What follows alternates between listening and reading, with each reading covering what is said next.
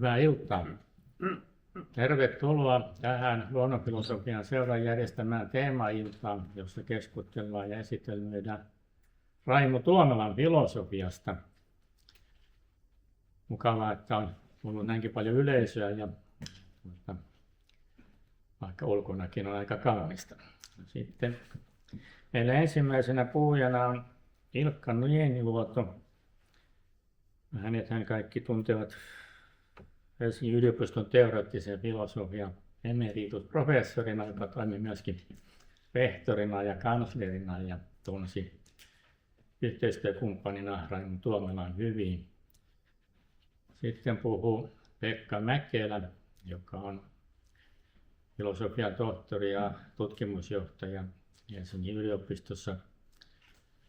Hän on kuuluu siihen ikäpolveen, joka on Raimo Tuomelan sekä oppilas että kollega. Ja sitten on Mai Tuomela, joka on filosofian tohtori sosiaalipsykologian alalta ja toiminut lukuisissa Raimo Tuomelan tutkimushankkeissa ja muistelee sitten asioita.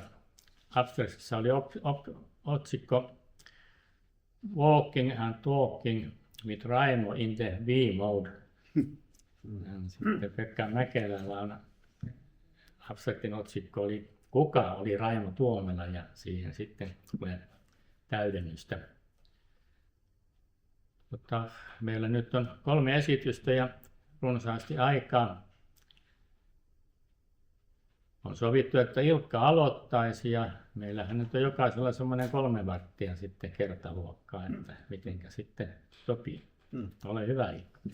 No niin, hyvät kuulijat, tämä on kunniatehtävä, kun pääsee puhumaan vanhan kollegan ja ystävän muistoseminaarissa Raimo Tuomelan filosofisista ajatuksista. Kiitos järjestäjille tästä tilaisuudesta jo heti näin alkajaisiksi.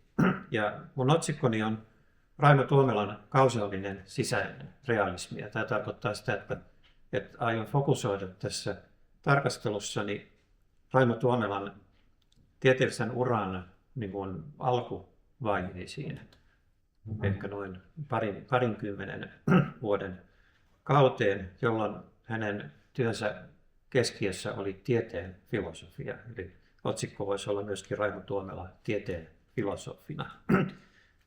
Mutta kun tämä kausaalinen sisäinen realismi oli sitten sen tieteen filosofisen työn kulminaatio, niin valitsin sen tänne otsikkoon. Mutta käyn läpi nyt näitä Raimon taustaa, myöskin mitä hän teki ennen tätä sisäistä realismia.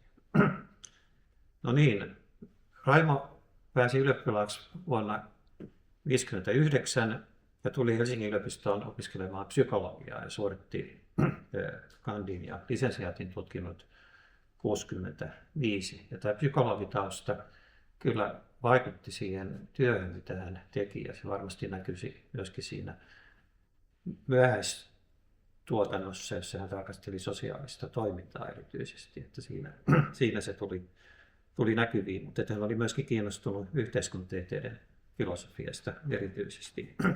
Mutta meillä on filosofiassa aika eri taustaisia henkilöitä, ja Raimo nyt kuuluu tähän psykologijoukkoon.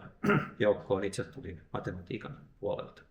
Ja 1966 heti näiden tutkintojen jälkeen Raimo tuli mukaan käytännöllisen filosofian professori Jaakko Hintikan, voi sanoa, ensimmäiseen tutkimusryhmään.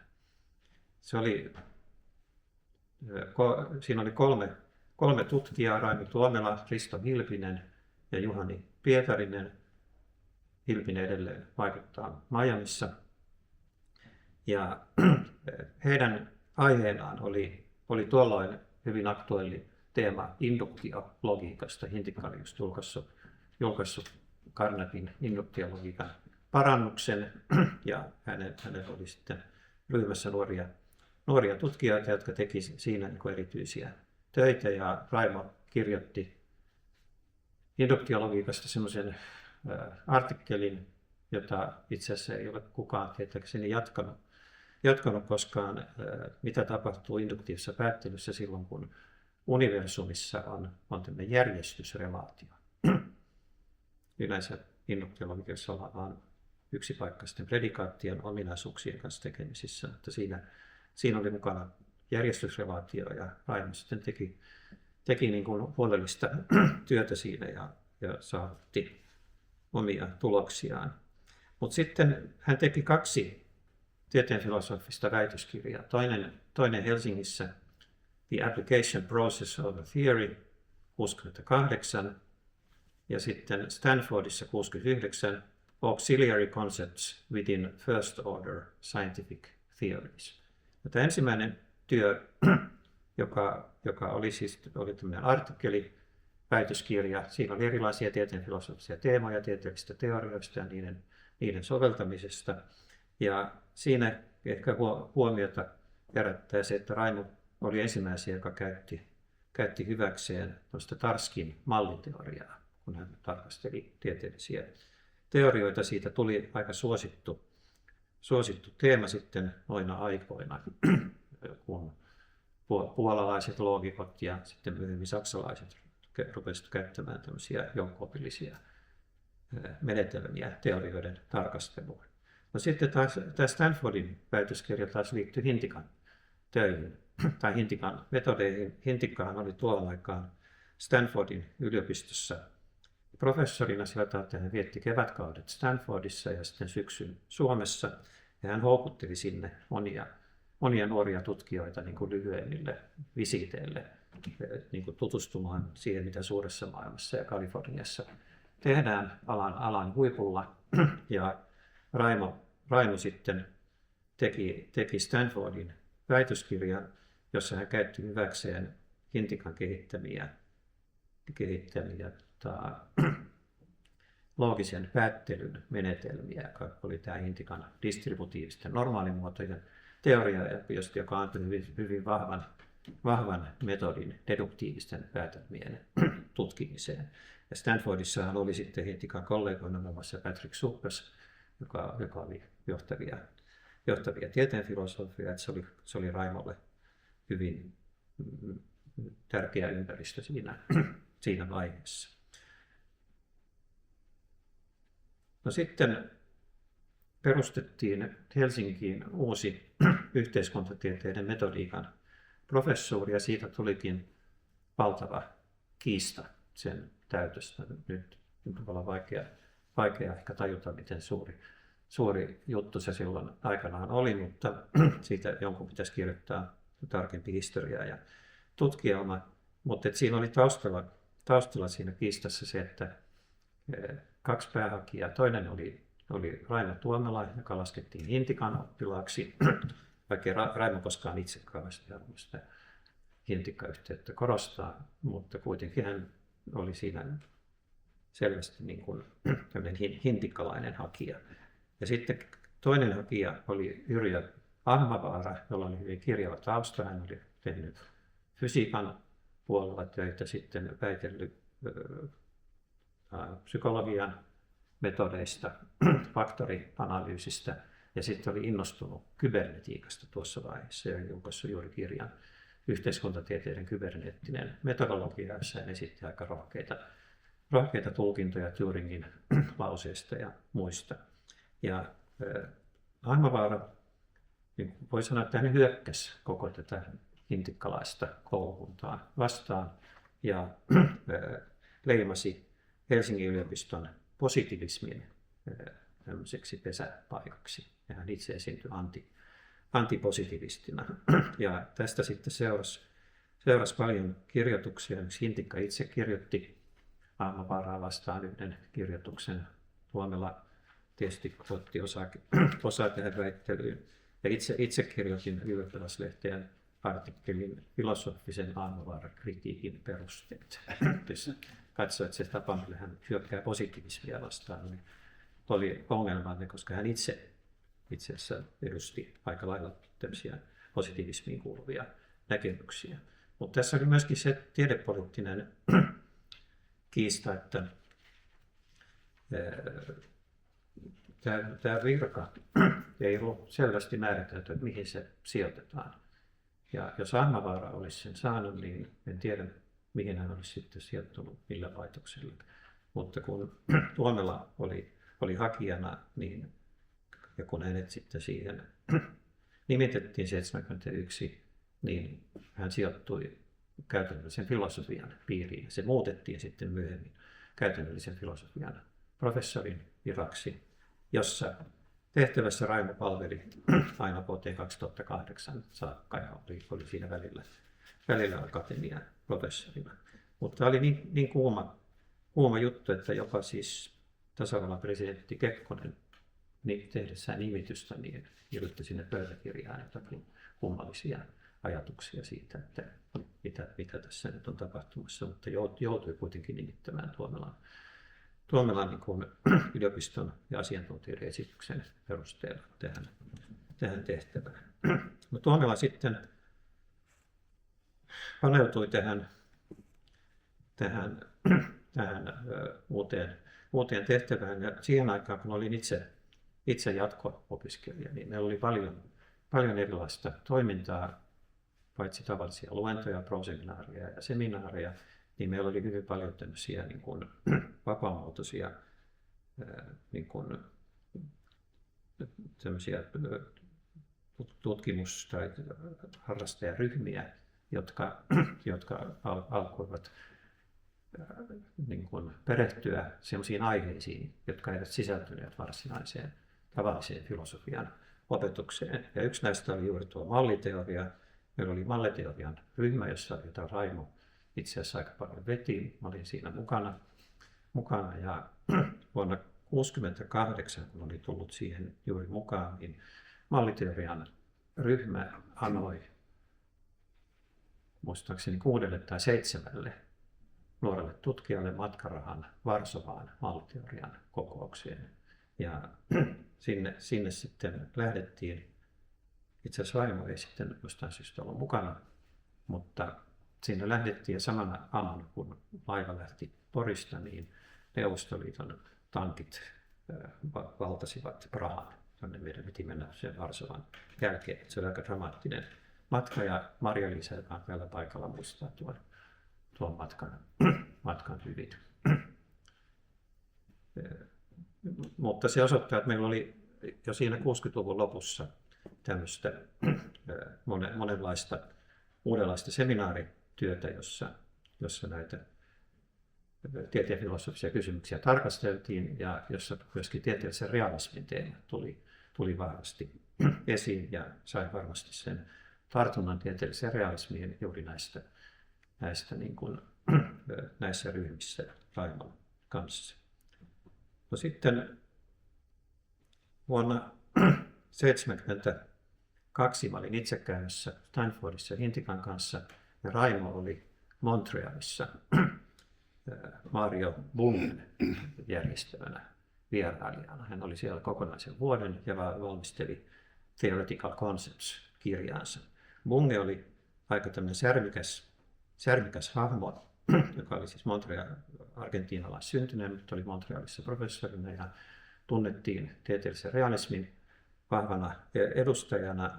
Ja hän sopi sitten Raimon kanssa, että Raimo tekee kirjasarjaa Library of Exact Philosophy, jossa puolustetaan tieteellistä realismia, ja sitä hän kirjoitti sitten siellä Montrealissa. Ja kun mä palasin sieltä Stanfordista kesäkuussa 1972, niin kävin sitten siellä Montrealissa Raimoa tapaamassa ja me käytiin se kirja sitten yhdessä huolella läpi. Ja meillä oli myöskin toinen yhteinen projekti sitten, josta tuli sitten meidän yhteinen kirja. Mä sanon siitä hetken päästä vähän lisää. Mutta Raimolla oli paljon näitä kansainvälisiä yhteyksiä. Hän oli Madisonissa 1984 ja vuodesta 2005 hän kävi säännöllisesti Münchenin yliopistossa, Ludwig Maximilian yliopistossa. Hän oli tämä Humboldt-apuraha ja hänen työtoverinsa siellä oli Wolfgang Walzer, jonka kanssa hän myöskin julkaisi yhteisiä kirjoituksia. Ja sitten myöhempinä vuosina hän piti säännöllistä yhteyttä London School of Economicsiin ja sitten Berkeleyn yliopistoon John Searleyn kanssa. Hänellä oli tämä kansainvälinen verkosto hyvin hallussa. No, tässä muutamia näitä Raimon tieteenfilosofisia teoksia. Ja ensinnäkin juuri tämä Theoretical Concepts, joka ilmestyi 1973, joka on siis tieteellisen realismin esitys. Ja siinä lähtökohtana oli Hempelin muotoilema teoreetikon dilemma, joka on argumentti siitä, että jossa kysytään, että kun tieteellinen realisti ja monet niin kuin tieteelliset tutkijat ajattelivat, niin tiede edistyy teorioita muotoilemalla ja selittäviä teorioita laatimalla, keksimällä ja sitten testaamalla näitä teorioita. Niin Hempel muotoili tämmöisen teoreetikon dilemman, joka lähtee siitä, että näiden tieteellisten teorioiden käsitteiden tarkoitus on aikaansaada systematisointia havaintoväittämien välillä. Tarkoittaa sitä, että on havaintoväittämiä, joilla ei ole loogista yhteyttä, mutta kun teoria tuodaan mukaan, niin silloin se yhteys syntyy. Mutta oli olemassa joitakin logiikan puolelta tulleita tuloksia, William Craig, Frank Ramsey, jotka näyttivät osoittavan, että se sama systematisointi saadaan aikaan myöskin semmoisten teorioita muodostavien kompleksien avulla, jossa ei ole niitä teoreettisia käsitteitä mukana. Eli teoreetikon dilemma oli siinä, että onko joku tapa osoittaa, että nämä teoreettiset käsitteet sittenkin on välttämättömiä tai korvaamattomia. Indispensable oli se termi, jota Hempel käytti. Ja hän sitten mielestään teoreetikon dilemmassa osoitti, että deduktiivisessa systematisoinnissa ne eivät ole korvaamattomia, mutta sitten esitti sellaisen arvauksen, että induktiivisessa systematisoinnissa ne voisivat olla. Että näiden havaintoväittämien välillä voi olla ei deduktiivisia, vaan induktiivisia suhteita, ja siinä ne käsitteet ovat sitten mukana.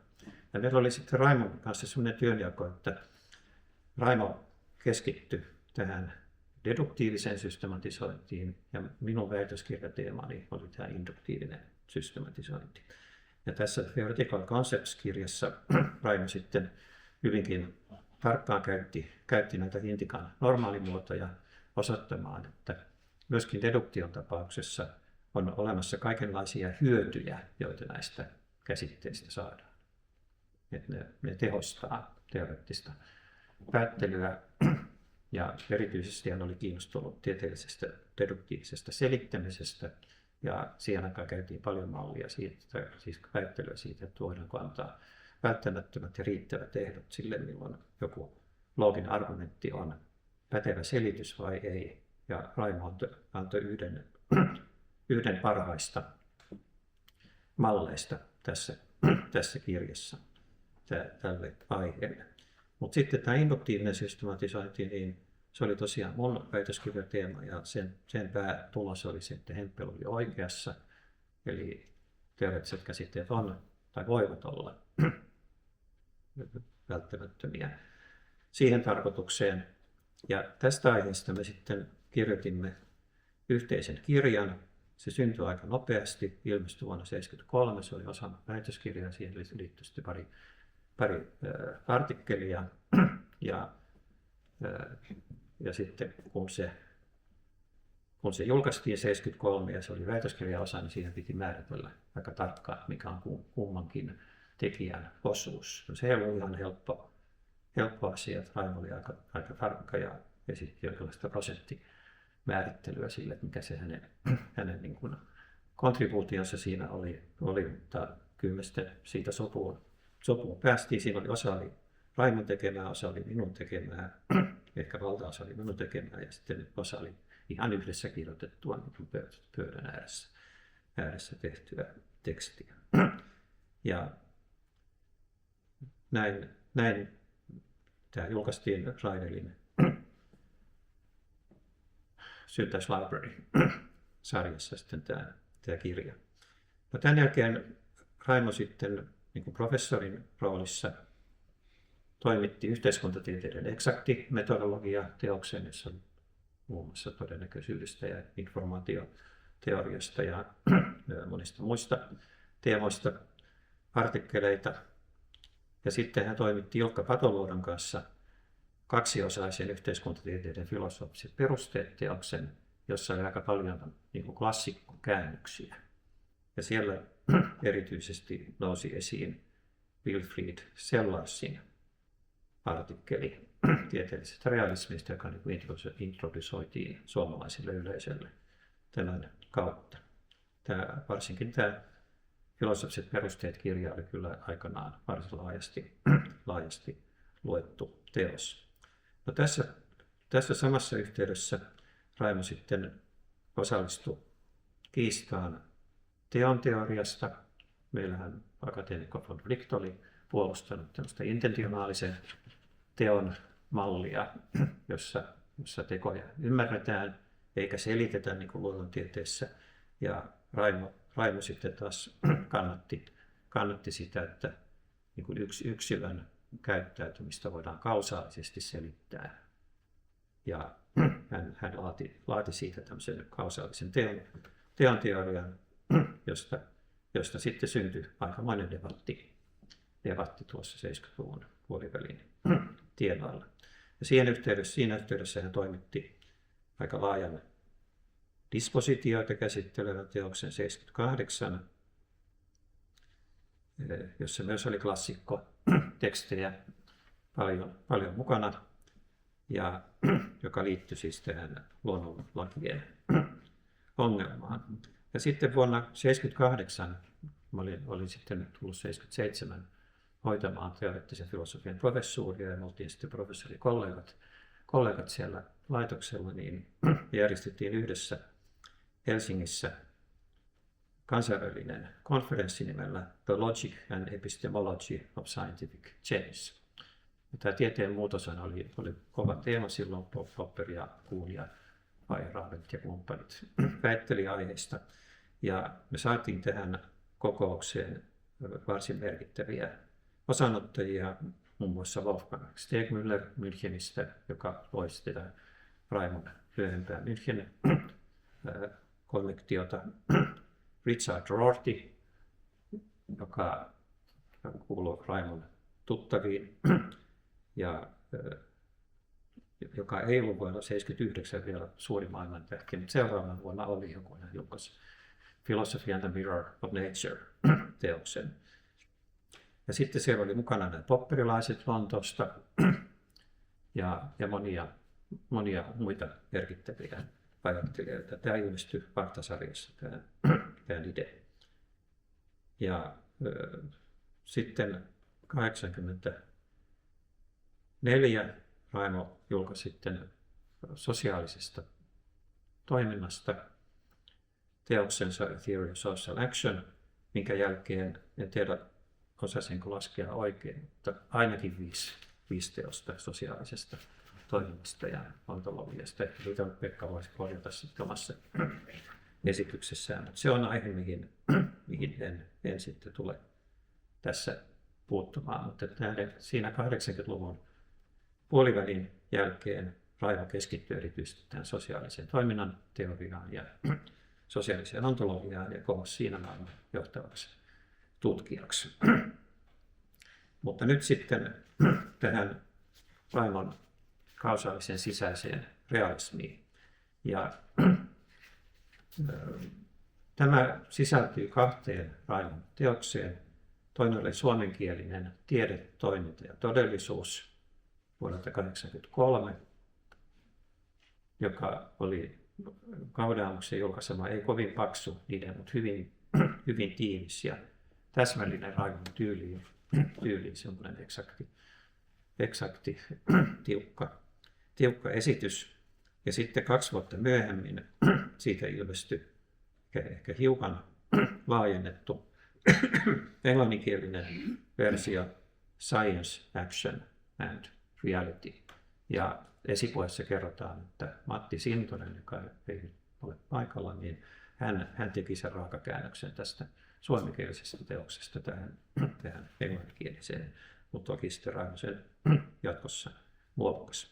Mutta tämä oli hyvin niin kuin vahvasti kantaa ottava teospari, jossa Raimo ilmoittaa hyvin selkeästi, että empirismi, idealismi, instrumentalismi, metafyysinen realismi ja kanttilainen transcendentaalifilosofia ovat väärässä.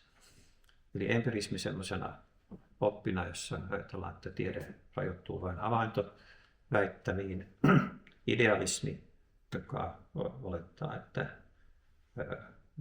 niin henki on ensisijaista ja todellista materiaan nähden. Instrumentalismi, joka lähtee siitä, että teoreettiset käsitteet tieteessä ovat vain tämmöisiä niin kuin, välineitä, joilla ei ole totuusarvoa. Ja sitten metafyysinen realismi, johon palaan hetken päästä, joka olettaa, että maailma on jotenkin valmiiksi tehty. Ja sitten transcendentaalifilosofia, joka olettaa, että voimme niin kuin, inhimillisen ymmärryksen välttämättömien ehtojen kautta niin kuin argumentoida, mikä kaikki täytyy välttämättä olettaa päteväksi, joka oli tämä Kantin transcendentaali argumentaation muoto. Niin nämä kaikki Raimo hylkää tässä esityksessä. No se, mistä hän lähtee liikkeelle, on Wilfrid Sellarsin erottelu ilmikuvan ja tieteellisen kuvan välillä. Ja tuossa kuvassa on Sellars, joka oli Raimon tärkeä vaikuttaja, mutta en tiedä, että he olisi koskaan tavannut toisiaan. Voi olla jossain konferenssissa Amerikassa, mutta Sellars oli siis johtava amerikkalainen tieteenfilosofi, joka puolusti omaa versiotaan tieteellisestä realismista, ja siihen kuului tämä niin kuin ilmikuvan ja tieteellisen kuvan ero. Ilmikuva on se arkikäsitys maailmasta ja meistä itsestämme, joka meillä on havaintojen ja kokemusten perusteella, ehkä myöskin induktiivisten yleistysten pohjalta. Siihen sisältyy tämmöinen arkipsykologia, folk psychology. Ja Sellars argumentoi, että tämä ilmikuva on kyllä tiedollisesti ensisijainen. Että siitä me lähdemme niin kuin rakentamaan tietoa, mutta sitten se, mitä tieteessä tapahtuu, on se, että rakennetaan teoreettinen kuva maailmasta, joka selittää ja korjaa tätä ilmikuvaa. Ja Sellarsin teesin mukaan tieteellinen kuva on ontologisesti ensisijainen suhteessa tähän ilmakuvaan. Ja tämä jättää nyt sitten kaksi mahdollisuutta. Tuolla on näköjään rivit vähän hypänneet, mutta jyrkkä realismi, tämmöinen relativisti, siis eliminativisti sanoo, että vain tieteellinen kuva on olemassa. Ja ilmikuva on jotain tämmöistä harhaa ja ei todellista näennäistä. Eli siis vain tieteelliset objektit on todellisia, kun taas sitten heikko realismi sallii, että molemmat ovat todellisia. Ja näissä teoksissa siis tätä eliminatiivista materialismia, sitähän Sellarsin oppilaat kannattivat tuossa vaiheessa. Rorty, Churchland ja monet muut ovat olleet sitä mieltä, että voidaan hylätä kaikki tämmöiset arkikäsitteet ja ihmisten uskomukset ja tunteet, ja ainoa todellisuus on se, mitä tiede kertoo. Ja sen sijaan Raimo tässä kohtaa oli aika varovainen ja sanoi, että hän voisi kannattaa tämmöistä heikompaa realismia, joka sallii myöskin ilmikuvan todellisuutta. Mutta tähän vahvaan realismiin ja Raimon niin kuin kannattamaan versioon Sellarsin realismista kuului tämä scientia mensura periaate, eli tiede on kaiken olevaisen mitta. Eli tiede ratkaisee olemassaolokysymykset, ja tämä tarkoittaa sitä, että kun Kantilla oli näiden fenomeenien ja ilmiöiden takana olioiden sinänsä maailma, mutta Kant sanoi, että niitä ei tunneta, niistä ei tiedetä mitään, mutta kun ne on olemassa, niin tämän Raimon versio sellaisesta realismista lähtee siitä, että nämä Kantin noumeenit, oliot sinänsä korvataan näillä tieteellisillä objekteilla, ja niistä on olemassa tieteellistä tietoa. Teoriat kertovat, mitä ne ovat, ainakin pitkällä aikavälillä.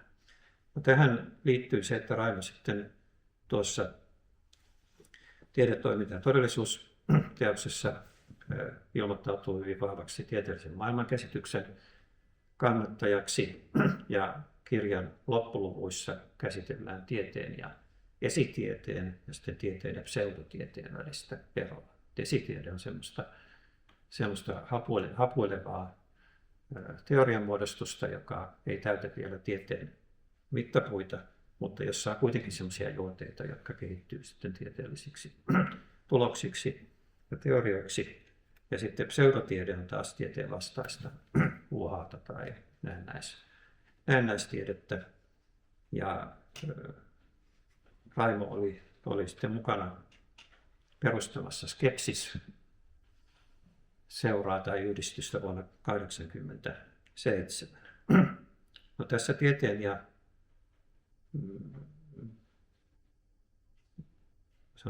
tieteen määrittelyssä, niin itse asiassa tuossa suomenkielisessä kirjassa Raimo viittaa sellaisen artikkelin, jonka julkaisin Tiedelehden avausnumerossa vuonna 1980. Siinä hän tuntui olevan sitten aika paljon kanssani samaa mieltä. Mua tietysti harmitti sitten, että kun ilmestyi tuo englanninkielinen käännös, niin siinä ei ole enää viittausta siihen mun suomenkieliseen tekstiin. Se ei niin näkyy sitten se meidän näkemys sitä kautta. Mutta kuitenkin Raimo otti siis selkeän kannan tämän tieteen puolesta. Ja tältä osin sitten meillä esimerkiksi Sanni Pihlström, joka vuonna 1996 teki väitöskirjan tieteellisen realismin ja pragmatismin välisestä suhteesta, niin hän oli itse asiassa hyvin kriittinen tähän Raimon sisäiseen realismiin nähden ja piti sitä niin kuin sellaisena ajatteluna, joka johtaa skientismiin, tiedeuskoon. Mutta itse asiassa Raimo tässä kirjassaan sanoi, että hän ei kannata skientismiä. Skientismi hänelle tarkoitti sitä, että uskotaan, että tiede ratkaisee kaikki maailman ongelmat ja että tiede ratkaisisi kaikki maailman arvoja koskevat kysymykset. Ja hän sanoi, että arvoja muodostetaan, kun omaksutaan tämmöisiä me-intentioita. Ja se on nyt sitten main esitellinen teema, tämä me-intentioiden teema. Että kyllä Raimo ainakin sanoo tuonsa irti skientismistä, se ei pelkkä Sanni Pihlströmiä ihan vakuuttanut. No sitten tähän sisäisen realismin muotoiluun, jota Raimo siinä esittää, niin siinä olennaisella tavalla liittyy niin sanottu annetun myytin hylkäys. Tämä on termi, jota juuri Sellas oli käyttänyt, the myth of the given. Ja Sellasilla se liittyy lähinnä sellaisiin empiristisiin näkemyksiin, että meillä on olemassa jotakin puhdasta havaintotietoa, varmoja kokemuksia, ehdottoman päteviä niin kuin havaintolauseita tai toteamuksia. Wienin piirissä tämmöistä kannatti Schlick ainakin jossakin vaiheessa, ja monet empiristit olettivat, että on olemassa jotain sense-dataa ja muuta, joka täyttää juuri tämmöisen ehdon, joka on meille passiivisesti annettua ehdottoman varmaa. Ja tämän sitten Sellars halusi ylätä. Ja tätä Raimo kutsuu nyt sitten episteemiseksi annetun myytin. Episteemiseksi annetun myytiksi. Ja sen jo Kant hylkäsi. Kanthan oli sitä mieltä, että kokemus ilman käsitteitä on tyhjää. Ja noihin aikoihin myöskin Sellarsin lisäksi monet johtavat tieteenfilosofit, Popper ja Kuhn, argumentoivat, että havainnot ovat teoriapitoisia. Siis teoriat aina tulkitsee meidän havaintoaineistoa, ei ole tämmöistä puhdasta havaintotietoa. Ja Raimo muotoilee sen näin, että siis episteemisen annetun myytin hylkäys tarkoittaa sitä, että ei ole olemassa ei-käsitteellistä, mutta tiedollista vuorovaikutusta maailman kanssa. Esimerkkinä havaitseminen, niin se sisältää aina käsitteellinen ulottuvuus. Itse asiassa Suomessa tämmöistä näkemystä oli edustanut Eino Kaila, joka kirjoitti postuumiteoksensa arkikokemuksen käsitteellisistä ja perseptuaalisista aineksista. Että se on hyvä teema. Mutta Raimo otti sen tähän omaan järjestelmänsä, mutta hän lisäsi siihen sitten annetun myytin ontologisen ja lingvistisen versio. Ja ontologinen versio tuli taas Hilary Putnamilta, tai sen kielto. Ontologinen annettu myytti on se, että maailma on jotenkin valmiiksi jäsennelty olioihin, kategorisesti valmiiksi paloiteltu, tämmöinen ready-made world. Ja Putnam kielsi tällaisen oletuksen. Raimo yhtyy tässä, että hylätään tämmöinen ontologinen annetun myytti. Ja sitten lingvistinen annetun myytti, jonka sekä Sellars että Putnam hylkäsi, on se, että on olemassa jonkinlainen ikään kuin annettu neutraali kieli etuoikeutettu tai a priori etuoikeutettu kieli, jota me voimme käyttää. Myöskin kieli on sellaista, joka muodostetaan ja rakennetaan osana tätä tutkimuksen prosessia. No jos hylätään annetun myytin ontologinen, episteeminen ja lingvistinen versio, eli maailman tiedon ja kielen valmiiksi rakentuminen, niin siinä tulee myöskin hylätyksi empiristinen instrumentalismi, joka olettaa, että on havaintotietoa ja sitten teoria systematisoi sitä. Ja sitten hylätään metafyysinen realismi, joka olettaa tämän ontologisen annetun myytin. Ja tässä Raimon tärkeä vaikuttaja oli siis Hilary Putnam, joka on tuossa kuvassa. Putnam alun perin oli Reichenbachin oppilas, joka kannatti hyvinkin vahvaa tieteellistä realismia, mutta 70-luvun jälkipuoliskolla sitten omaksui uuden ajattelutavan, jota hän kutsui nimellä internal realism. Ja siihen sisältyi 3 teesiä. Ei ole valmiiksi tehtyä maailmaa, ready-made world. Käsitteet muokkaavat todellisuutta, tarkoittaa juuri sitä. Sitten ei ole vain yhtä totuutta maailmasta. Ei ole olemassa sellaista universaalia, kaiken kattavaa teoriaa, että ainakin fyysikotkin etsii tämmöistä theory of everything, joka niin kuin kattaisi ja selittäisi kaiken. Et se oli osa tätä metafyysistä realismia. Ja sitten 3. teesi oli se, että totuus on episteeminen, eli totuus on ideaalista hyväksyttävyyttä. Eli totuus onkin tämmöinen niin kuin tietoon viittaavilla termeillä hyväksyttävä, määriteltävä käsite. Ja nämä piirteet Raimo omaksuu tämän omaan kausaaliseen realismiinsa, mutta hänellä on monia vivahteita, jotka poikkeavat tästä Putnamin esityksestä. Raimo on selvemmin nominalisti. Sanoi, että maailma muodostuu tajunnasta riippumattomista ja kausaalisesti vaikuttavista yksilöolioista, jotka voi olla objekteja, tapahtumia tai prosesseja. Ne on kuitenkin yksilöolioita. Siinä ylätään kaikki universaalit ja sen tapaiset ontologiset käsitteet.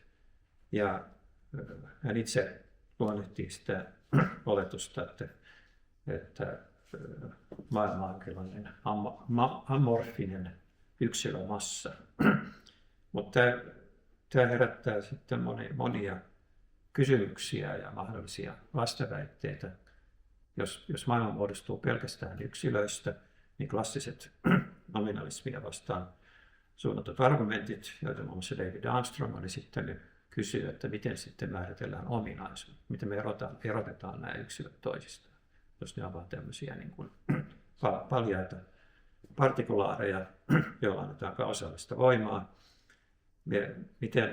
Miten sitten dispositiot ja luonnonlait määrittyvät, jos ei ole muuta kuin tämä yksilöjoukko. Mutta Raimo kuitenkin käyttää tätä kausaliteetin käsitettä ja sen takia hän kutsuu tätä kausaaliseksi sisäiseksi realismiksi niin kuin olemassaolon kriteerinä. Hän sanoo, että materiaaliset oliot on sellaisia, joilla on kausaalista vuorovaikutusta. Ja siinä yhteydessä hän sitten hylkää Popperin maailman 3, itse asiassa maailman Wungen vedoten, ja siinä yhteydessä pohjustaa sellaista ajatusta, joka oli myöhemmin hänen sosiaalisessa ontologiassaan esillä, että ei ole olemassa itse asiassa tämmöisiä niin kuin social entities, sosiaalisia niin kuin, muita kuin yksilöjen muodostamia ryhmiä. Ja tämä on hyvin selvästi sanottu tässä sekä suomenkielisessä että englanninkielisessä versiossa.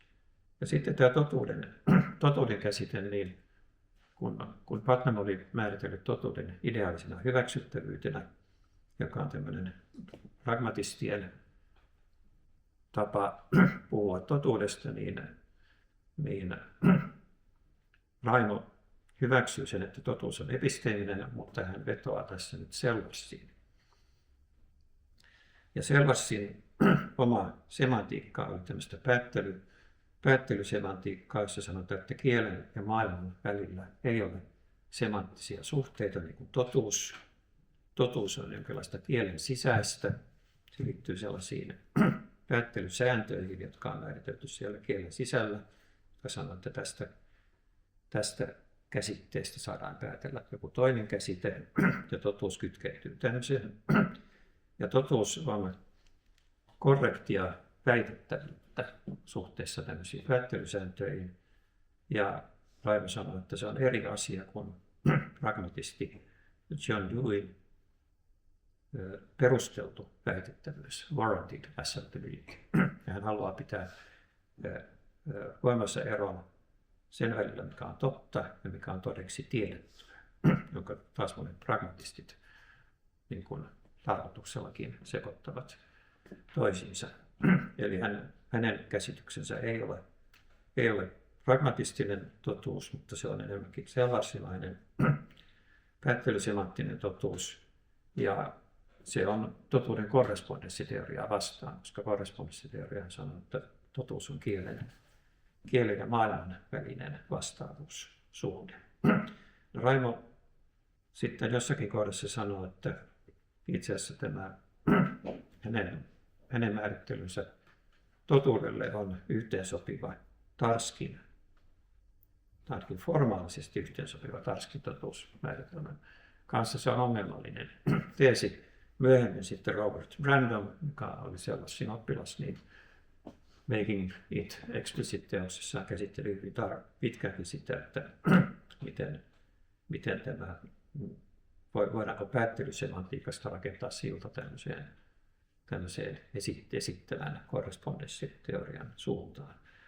No, yksi jännittävä piirre tässä oli se, että Raimo sitten omaksuu Selvarsilta kuitenkin myöskin käsitteen picturing, joka Selvarsilla on vähän niin kuin Wittgensteinin kielen kuvateorian mallin mukainen näkemys siitä, että jotkut kielen lauseet voi niin kuin olla kuvia todellisuudesta, mutta Raimo kääntää sen sanalla heijastus. Ja se on tämmöinen tämmöinen mutta se on kuitenkin ei-semanttinen käsitys sekin.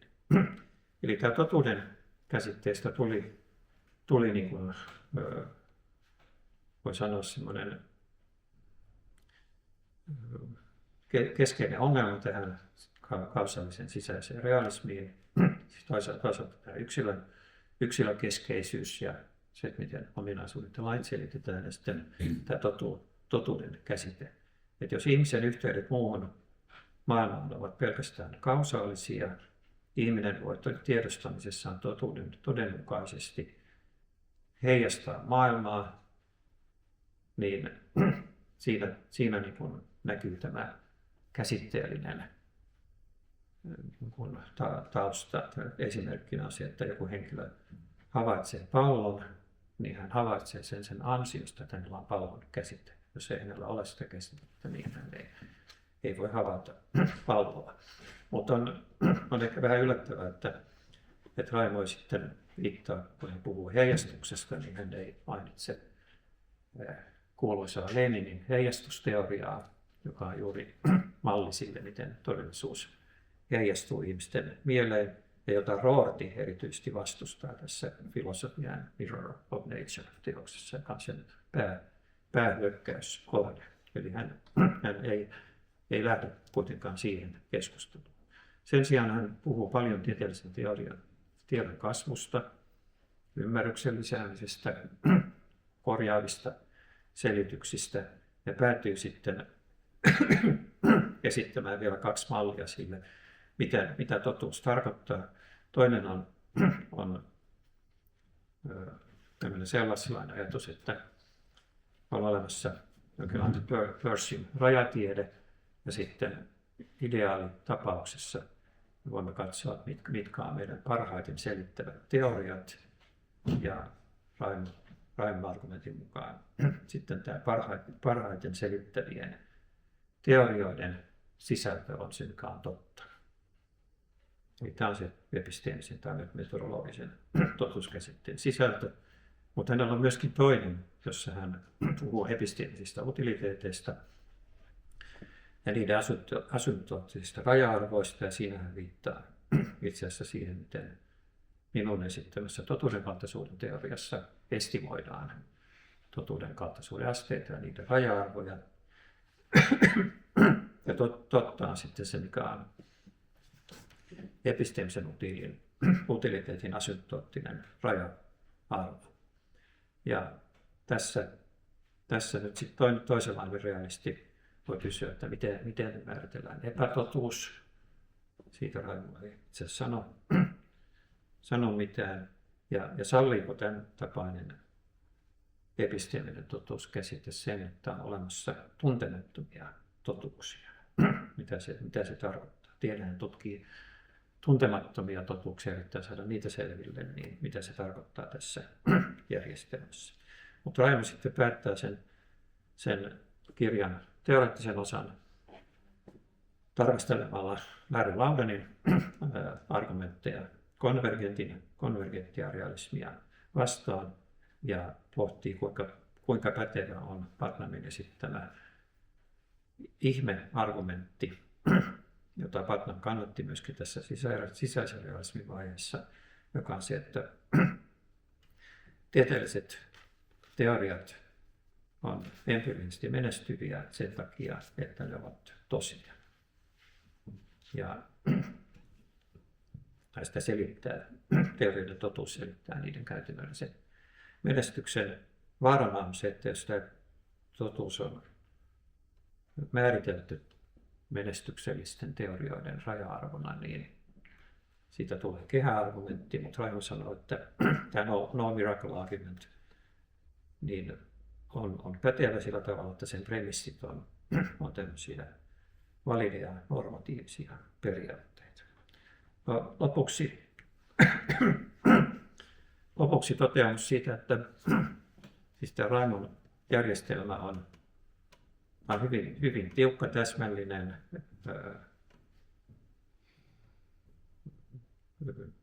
ja omaperäinen, voi sanoa. Mutta se ei herättänyt ehkä kovin paljon yleistä keskustelua. Että siitä ei tullut semmoinen valtavirta teema tieteellisen realismin keskustelussa, joka on jatkunut erittäin voimakkaana siitä lähtien. Ja kun me sitten professoreina pidettiin yhteisiä seminaareja 80-luvun lopulta ja 90-luvulta lähtien, niin me pääsimme sitten väittelemään omien tieteellisten realismin muotojen välisestä paremmuudesta. Me luettiin paljon tekstejä, siellä oli oppilaita, en tiedä onko täällä sellaisia paikalla, mutta meillä oli hyvät lisensiaatti jatko-opiskelijat, jossa näitä asioita käytiin läpi. Ja jos tätä Raimon järjestelmää verrataan siihen, mikä oli sitten mun Critical Scientific Realism-teoksen muotoilu 1999, niin siinä on vähän erilainen tapa puhua ontologisesti maailman olioista. Itse oletin, että niillä on kuitenkin ominaisuuksia ja piirteitä, mutta on tehtävä ero identifioitujen ja ei-identifioitujen olioiden välillä. Ja se sallii minun mielestä korrespondenssiteorian, tarskilaisen totuusteorian tieteellisille teorioille, ja totuus on ei-episteeminen käsite. En koskaan sitten kutsunut itseäni sisäiseksi realistiksi, vaan olin sitä mieltä, että tämä valmiiksi tehty maailma voidaan kieltää olettamatta, että totuus on episteeminen käsite. Ja tässä me erottiin Raimon kanssa. Ja toinen, missä me erottiin, oli se, että itse olin aika innostunut tästä Popperin kolman maailman erottelusta, jota Raimo sitten omalta osaltaan ei hyväksynyt, mutta toki meillä oli paljon yhteistä tämän teorioiden tärkeys ja vakavasti ottaminen ja se, että tieto mielistä riippumattomista olioista on mahdollista tieteen alulla ja se, että tiede edistyy totuuden kaltaisuuden kasvun avulla. Vaimo tätä teesiä mitenkään vastustanut, vaan itse asiassa silloin 78 konferenssissa piti tästä aiheesta esitelläkin. Ja sillä tavalla realismi selittää tieteen menestystä. Eli joiltakin osin olimme täysin samaa mieltä realisteina, mutta sitten joiltakin osin meidän käsityksemme olivat vastakkaisia, mutta meillä säilyi erittäin hyvä yhteys ja jatkokeskustelu näistä asioista. Ja tietääkseni, voin sanoa loppusanana, niin Raimo ei missään vaiheessa niin kuin luopunut siitä 80-luvun puolivälissä tekemistään muotoilusta tälle kausalliselle sisäiselle realismille. Vaikka eihän siitä kirjoittanut uusia tutkielmia, vaan keskittytään sosiaalisen toiminnan teoriaan, niin luulisin, että hän edelleen myöskin jatkossa kannatti tätä omaa sisäisen realismin versiota. Kiitos.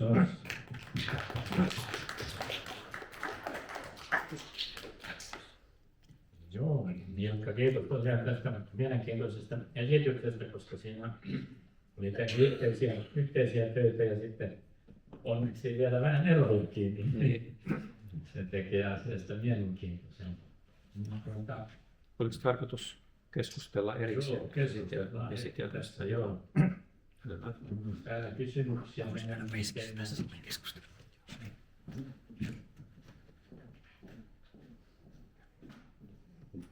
Joo, kiitos paljon Milkka. Tämä on aivan tosi hieno esitys.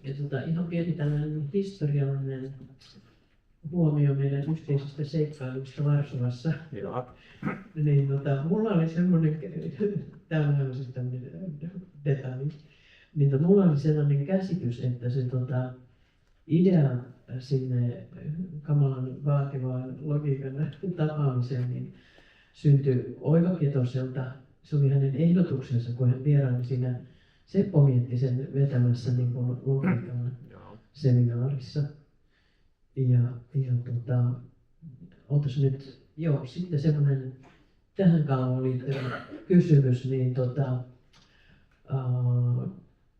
en nyt tiedä mitä kaikkea emergentti materialismi saattaa tarkoittaa, mutta kuitenkin kun Raimo oli sitten kiinnostunut niin kuin näiden kehittelyjen jälkeen niin kuin sosiaalisesta todellisuudesta, niin sehän tarkoittaa jonkinnäköistä emergenssiä sitten, että muutiko siinä suhteessa käsitystä vai miten sä niin kuin hahmottaisit nämä eri asioita? Kiitos paljon tästä. Hyviä kysymyksiä. Se on totta, että siis silloin siis Oiva Ketonen oli mukana näissä opintopiireissä, itse asiassa professorina jonkin verran. Se oli ihan kiinnostavaa, että hän oli mukana. Ja voi olla, että se Varsovarenkki oli osittain hänen ideoimaansa, mutta mulla on hallussa semmoinen matkakertomus siitä, että miten tilitettiin se matka-avustus. Siinä raportoidaan, ketkä oli mukana ja siinä sanotaan, että se oli Raimo Tuomelan johtama malliteorian ryhmä, joka oli sen apurahan saanut.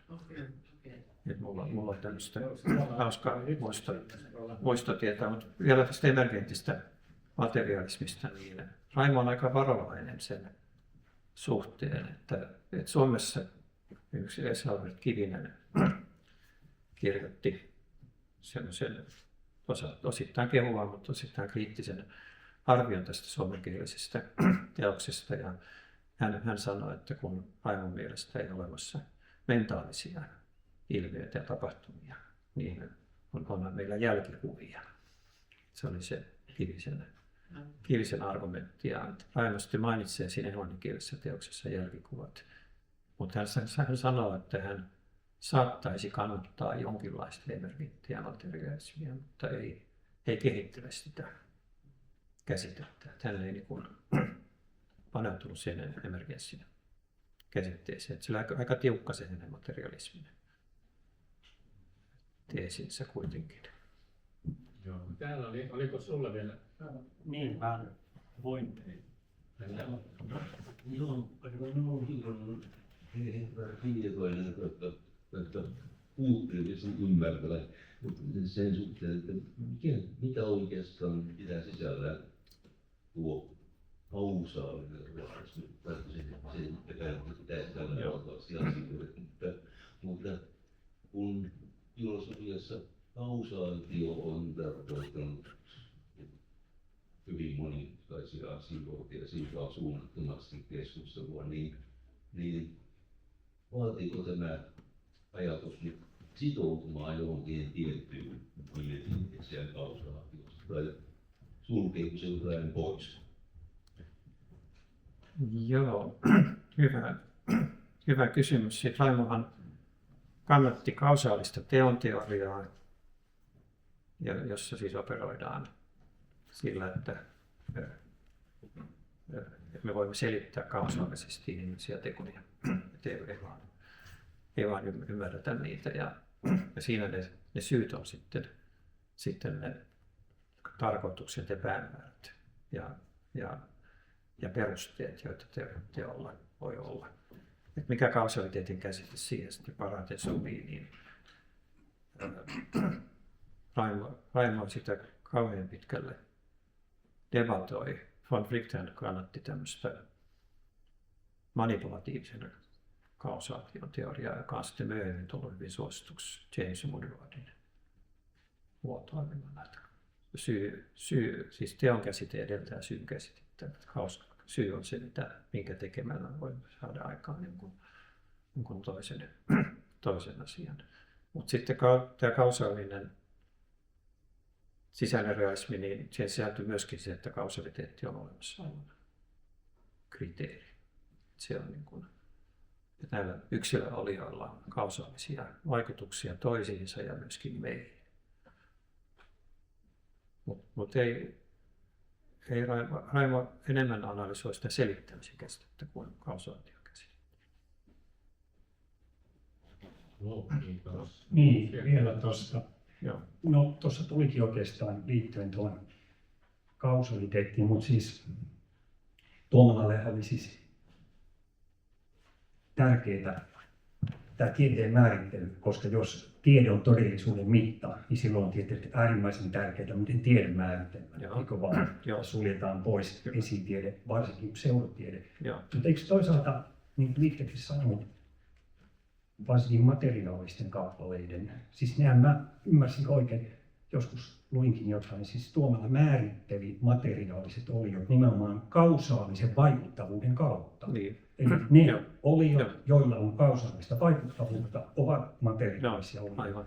Joo. Ja toisaalta sitten jos miettii, Kyllä. niin eikö tämä hänen kokonaisnäkemyksensä oli kuitenkin aika avoin, vaikka sinne perinteisesti pseudotieteelliseen suuntaan otetaan vaikka poltergeist-ilmiöt, jos voitaisiin väittää, että niillä on kausaalista vaikuttavuutta, niin eikö ne ole materiaalisia todellisia ilmiöitä? Että tällä tavalla ajateltuna, niin eikö tämä aika avoin hyvin erilaisille lopulta ontologisille ilmiöille maailmassa? No ei Raimo kyllä nähnyt sitä alkuun, käsittääkseni. Kyllähän oli Mutta miten tämä materialismi Joo. sitten sidotaan tähän, koska tästähän seuraa tällainenkin mahdollisuus. Joo, että jos voisi argumentoida, että poltergeist on materiaalinen ilmiö ja kummitukset on materiaalisia olioita, niin ehkä sitten, mutta ei se kyllä Raimon järjestelmässä varmaan toiminut sillä tavalla, että kyllähän oli hyvin tiukka sen seurantieteen arvioimisessa. Hän nyt sitten, itse asiassa tässä kirjassa on myöskin kvanttimekaniikasta yksi jakso, joka ehkä näille luonnonfilosofille on kiinnostava teema. Kyllä hän siihenkin lyhyesti otti kantaa, mutta että pohti sitä, että miten me voidaan antaa realistinen tulkinta kvanttimekaniikkaan. Siinähän on myöskin hyvin erilaisia näkemyksiä ollut historian aikana.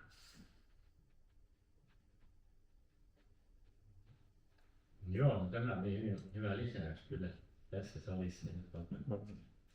Muutenkin kokonaisuus tietysti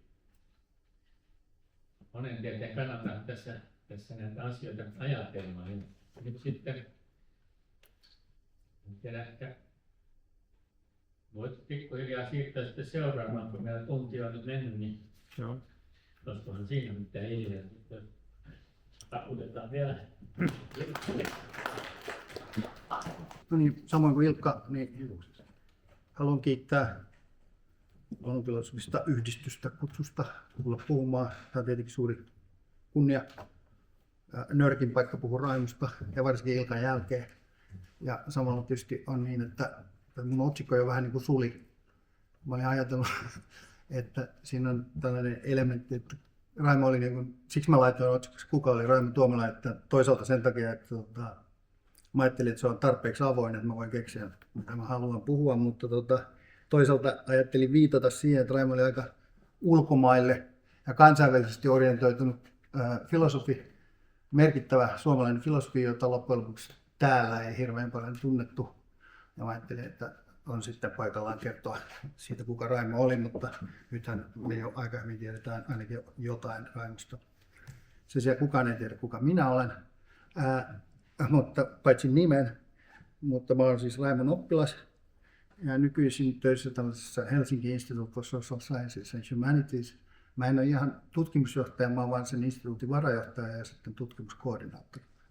Ja sen mä haluan mainita, että meillä on tämmöinen tutkimusryhmä sen lisäksi tämän instituutin Raimon toisen oppilaan ja minun hyvin läheisen kollegani Raul Haklin kanssa tällainen radarryhmä, jossa me tavallaan yritetään jatkaa omilla vähempätöisemmillä kyvyillämme Raimon työtä, mutta sovelletaan sitä nyt pääasiassa datafikaatioon, sosiaaliseen robotiikkaan ja tekoälyn, eli tämmöiseen niin kuin yleisempään teknologian filosofiaan ja lähestyä sitä ehkä toisaalta jossain määrin moraalifilosofian näkökulmasta, mutta hyvin vahvalla sosiaalisen toiminnan perusvireellä.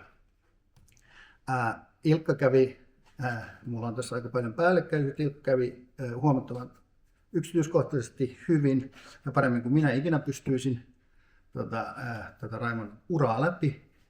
Ja eli tässä on nyt toistettu näitä samoja, että Raimo oli kuitenkin merkittävän pitkään käytännössä professori ja sitten myöskin Ludwig Maximilianin yliopistossa pysyvä vieraileva professori vuodesta 2005 alkaen. Raimo sai kaikenlaisia palkintoja ja julkaisuja on älytön määrä, yli 200, julkaisi yli 10 monografiaa.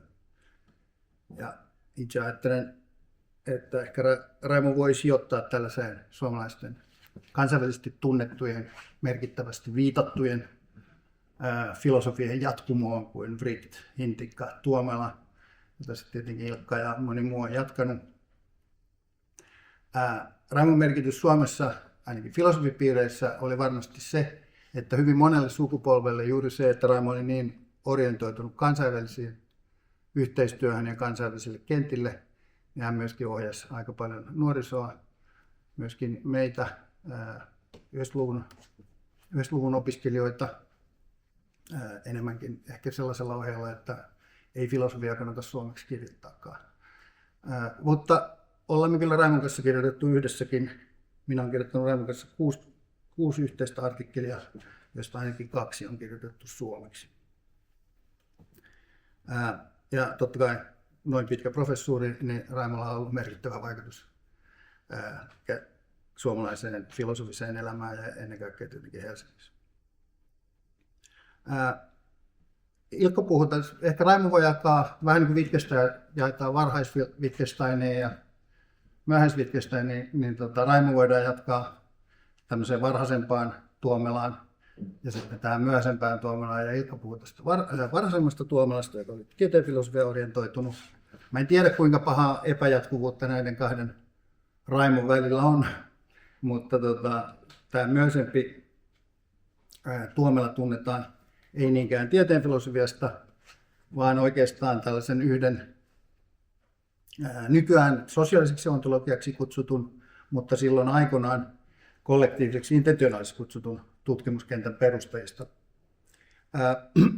Itsekin olin tilaisuudessa olla mukana tämän kollektiivisen intentionaalisuuden yhdistyksen ensimmäisessä kokouksessa Münchenissä, jossa oli muita melko tunnettuja filosofeja, Wolfgang Baltzerin, jonka Ilkkakin jo mainitsi, mutta sitten oli Margaret Gilbert Amerikasta ja James Miller Australiasta ja minä, Petri Ylikoski Suomesta ja muutama Baltzerin oppilas. Me mahduttiin semmoisen Siemensin linnan pieneen luentosaliin aivan kevyesti ja tänä päivänä kollektiivisen intentionaalisuuden kokouksessa just kuulin, seuraava kokous pidetään Dublinissa, niin sinne oli subattu 400 paperia ja muistaakseni ne pystyy tilapuutteen takia hyväksymään kuin 260. Siis se, mikä alkoi Raimo ja Baltzerin yhteisestä ideasta tuolla Münchenissä aikana, on kasvanut aika valtavaksi tutkimushaaraksi, vaikkakin amerikkalaiset väen vängällä muutti kollektiivisen intentionaalisuuden nimen sosiaaliseksi ontologiaksi. Tämä on nyt ehkä tässä vähän turhaa taas toistua, että kuten jotka puhuu filosofista intresseistä, niin tieteen filosofia totta kai. Sitten tuli tämä ihmisen toiminta ja sen selittäminen, ja sitten niin kuin Raimo muistaakseni sanotaan Theory of Social Action -kirjan esipuheessa, sai semmoisen verraten simppelin analogia-ajatuksen, että kun puhutaan intentionaalisesta toiminnasta yhden toimijan kohdalla, mitenkään nämä samanlaiset uskomus, halu, intentiokäsitteet sopisi ryhmiin, kun kuitenkin ryhmät on huomattava laajennus meidän toimijuuden kannalta ja mahdollistaa paljon enemmän ymmärtämistä sosiaalisessa maailmassa ja myöskin vaikuttamista. Ja siitä lähti tämä sosiaalisen toiminnan filosofia, analyyttinen työ näiden sosiaalisen toiminnan käsitteiden parissa. Ja sitten myöhemmin osittain juuri tästä amerikkalaisesta vaikutuksesta ja Searlen kirjasta The Construction of Social Reality, niin Raimokin rupesi puhumaan sosiaalisesta ontologiasta, koska se oli niin kuin in vogue, mutta tosiasiassa koko se sosiaalinen ontologia on jatkumoa ja se on osa tätä kollektiivista minun näkemyksen mukaan. Ja olemme Raul Hatin kanssa kamppaileet, että kollektiivisen intentionaalisuuden termi ei saisi kadota ihan niin kuin kunnioituksesta Raimon kohtaan. Näistä monografioista niin ei ehkä niin yllättäen ihminen, joka on matemaatikko, niin oli osannut laskea ne sosiaalisen toiminnan kirjojen määrän. Oikein niitä oli sen jälkeen 5. Anteeksi.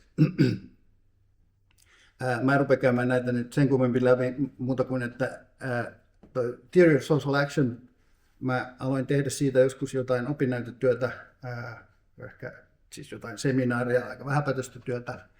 Se on melko raskas kirja, ja ei pelkästään painoasun sen takia, kun se on semmoista konekirjoitus liuskan näköistä, vaan myöskin on niin sisällöltään kohtuu raskas. Ja Raimo sanoi, että ei kannata häntä lukea, jos haluaa ymmärtää toiminnan teoriaa. Lue Michael Bradmania.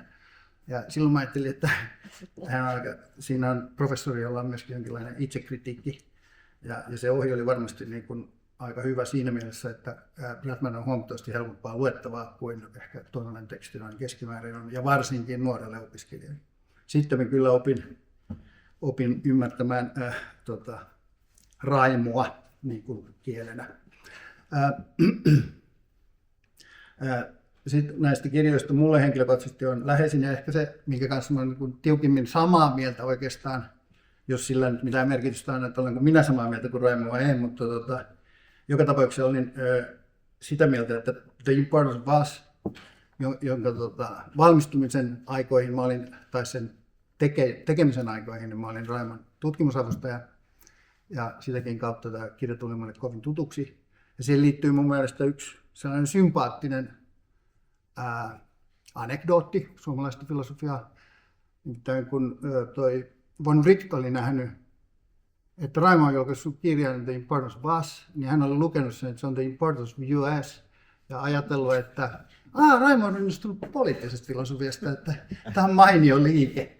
Ja sitten ei se nyt niin iso pettymys ollut, kun jouduttiin selventämään, että no ei se kyllä poliittisen filosofian kirja ehkä kuitenkaan ole se sosiaalisen toiminnan.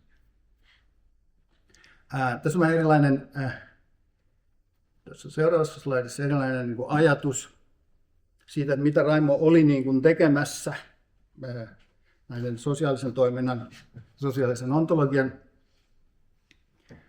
touhujen kanssa, niin mun ymmärrys oli, että Raimo kannatti tällaista tiedesympaattista filosofista naturalismia, joka on yhteensopiva Ilkan kuvaileman Scientia ja Mensuran kanssa, että filosofisten teorioiden testi perustuu siihen, että kuinka hyviä empiirisiä teorioita ne pystyy inspiroimaan ja kuinka selitysvoimaisia niistä teorioista sitten tulee, niin sitten nämä käsitejärjestelmät, joita Raimokin oli yhteiskuntatieteiden tarkoituksiin rakentamassa, niin niiden hyvyys testautuu näiden empiiristen teorioiden kautta.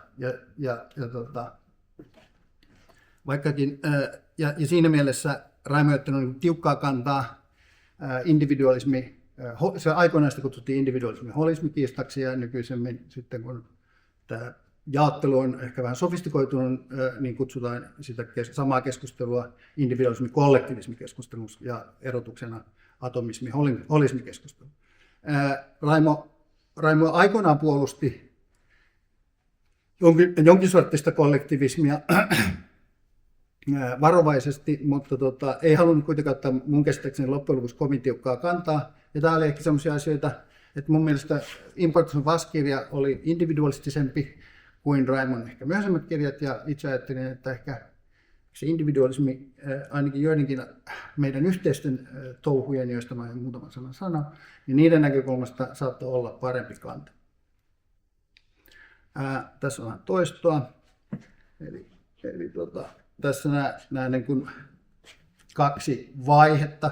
Nämä on ehkä sen takia, mä ennakoin sellaista, mitä mä tulen sanomaan vähän myöhemmin, eli kollektiivinen intentionaalisuus oli ajatus, että miten erilaiset intentionaalisia tiloja voidaan attribuoida kollektiiville, eli monelle toimijoille, ja kuinka voidaan ymmärtää monen toimijan yhteistä toimintaa. Mutta se ei rajoitu tietenkään pelkästään toimintaan, vaan myöskin uskomuksiin, aikomuksiin, pelkoihin ja niin edelleen, nämä tällaiset kollektiivisen intentionaalisuuden tilat. Ja sitten myöhemmin Raimo siirtyi puhumaan sosiaalisesta ontologiasta maailman mukana ja myöskin samalla hieman kollektivistisemmaksi, joka perustuu sitten taas, joka liittyy Raimon niin kuin tämän alan sisällä tapahtuneeseen liikkeeseen Importance of Usista, jonka sisällysluettelo näytti suunnilleen tältä, joka oli siis individualista ja verraten individualistista, mutta siinä tarkasteltiin jo melko laveasti sosiaaliseen elämään ja järjestyneeseen ryhmätoimintaan liittyviä käsitteitä, kuten normeja, rooleja, uskomuksia, yhteisiä uskomuksia, ryhmäpäämääriä, yhteisiä päämääriä. Mutta silloin ei ollut vielä tällaista me-moodi, minä-moodi erottelusta Raimollakaan vielä aavistustakaan, niin nämä kaikki oli niin sanottua minä-moodi-tarkastelua ja sitten niin yksilöllisempää, joka olisi individualistisempaa, joka on yhteensopivaa sen kanssa, mitä Ilkka sanoi, että Raimo ei kannattanut sosiaalisia entiteettejä. Mulle jäi itse asiassa valitettavan epäselväksi ikuisiksi ajoiksi ehkä, tai me yritämme kyllä sitä porukalle, jotka yrittää jatkaa Raimon työtä, muun muassa Arto Laitinen, professori Tampereella, joka on kirjoittamassa kirjaa näistä samoista asioista, niin olemme käyneet paljon keskustelua, että mitä Raimo oikeastaan tarkkaan ottaen tarkoitti näille me-mooditiloille ja kuinka ne tulisi ymmärtää. Itselläni on jonkinlainen haalea käsitys, mitä hän ehkä tarkoitti, mutta sen niiden kantojen täyttä niin ontologista vahvuutta, niin en uskalla ehkä lähteä sanomaan, että ymmärtäisin varsin hyvin. Mai voi korjata mua. Sitten mä luulen, että Mailla on mullakin vähän eri näkemys sitten, mitä Raimo ajatteli. Mutta tässä on toisen kirjan sisällysluettelo. Se on ontologikirja näiden välillä. Näiden kirjojen välillä on parikymmentä vuotta. Ja oikeastaan nehän näyttää vähän samalta, mutta ne on kovin erilaisia juuri tästä mun mainitsemastani syystä. Nyt mä ajattelin siirtyä vähän niin kuin, nämä on ehkä tämmöisiä highlightseja tai tällaisia käsitteellisiä tuloksia Raimon tutkimuksista, ei kaikki, mutta osa, joista hänet ehkä erityisen hyvin tämän kollektiivisen intentionaalisuuden ja sosiaalisen ontologian kentällä tunnetaan. Mutta tässä on hieman tällaista taustaa, että toki tämä toiminnanteoria, Raimolla oli tämä purposiivis-kausaalinen toiminnanteoria, se oma toiminnanteorian näkemys, joka on kausaalisen toiminnanteoria, ja siihen liittyy tällainen PDI-arkkitehtuuri, eli että kun me halutaan ymmärtää ihmisten toimintaa, niin me tarvitaan uskomuksia, haluja ja intentioita.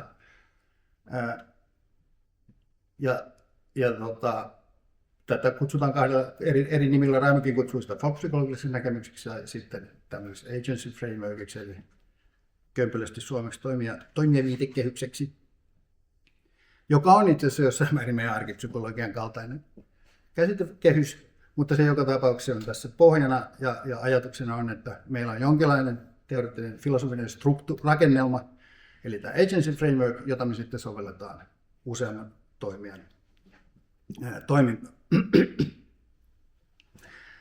Taustalla on ajatuksen agency frameworkiin liittyy, että ihmiset kykenevät intentionaaliseen toimintaan sekä noudattaa että rikkoon sääntöjä, normeja ja luomaan ja ylläpitämään sosiaalisia instituutioita.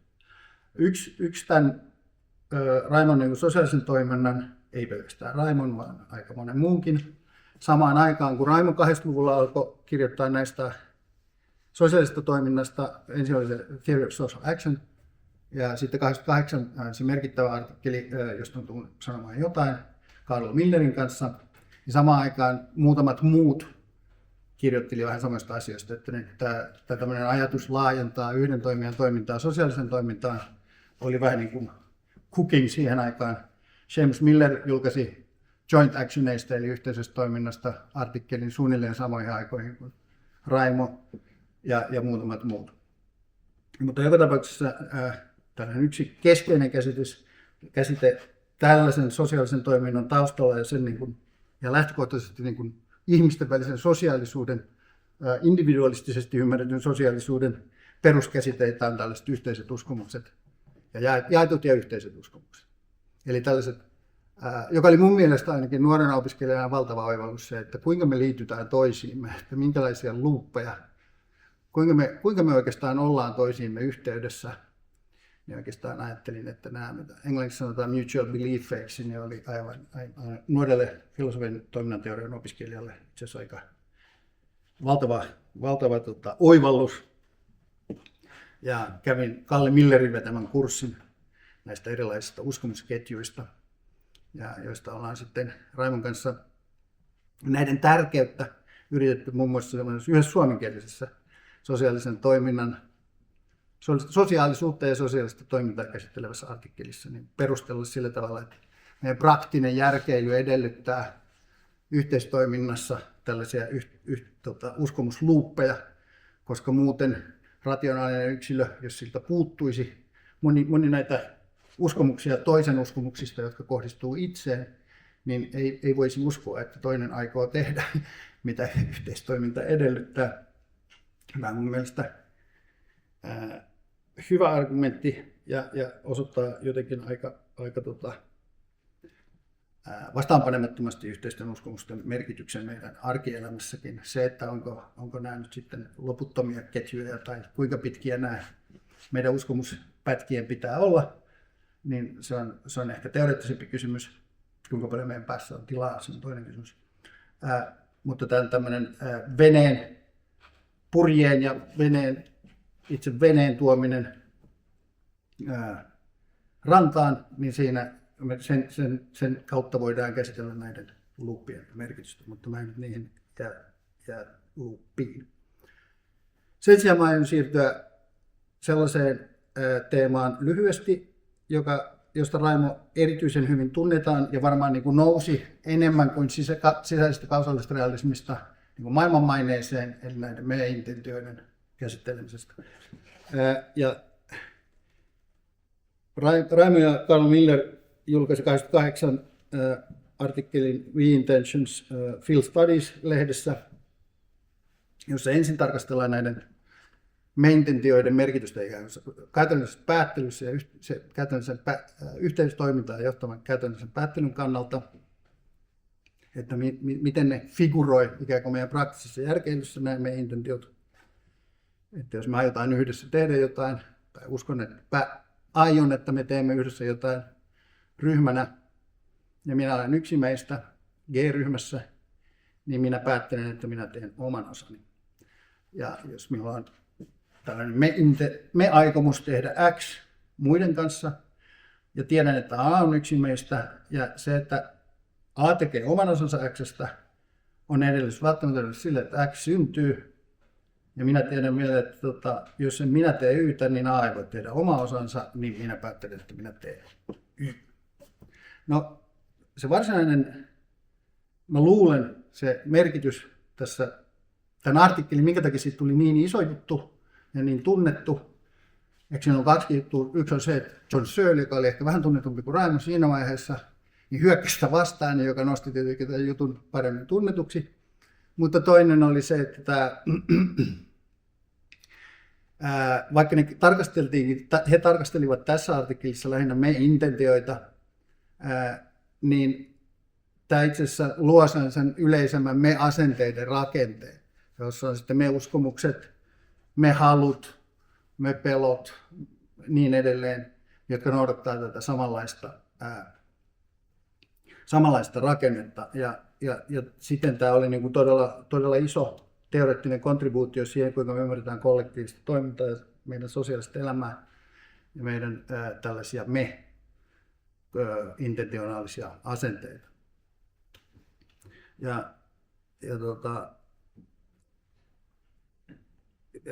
Tämä analyysi menee melko yksinkertaisesti seuraavalla tavalla, että jos ryhmän G-jäsen me aikoo, eli sanoo, että me sanoisi, jos häneltä kysyttäisiin, että me aiomme tehdä X, niin hänestä pätee ensinnäkin se, että A aikoo tehdä oman osansa X:stä, ja A:lla on uskomus siitä, että yhteistoiminnan mahdollisuus tulee toteutumaan.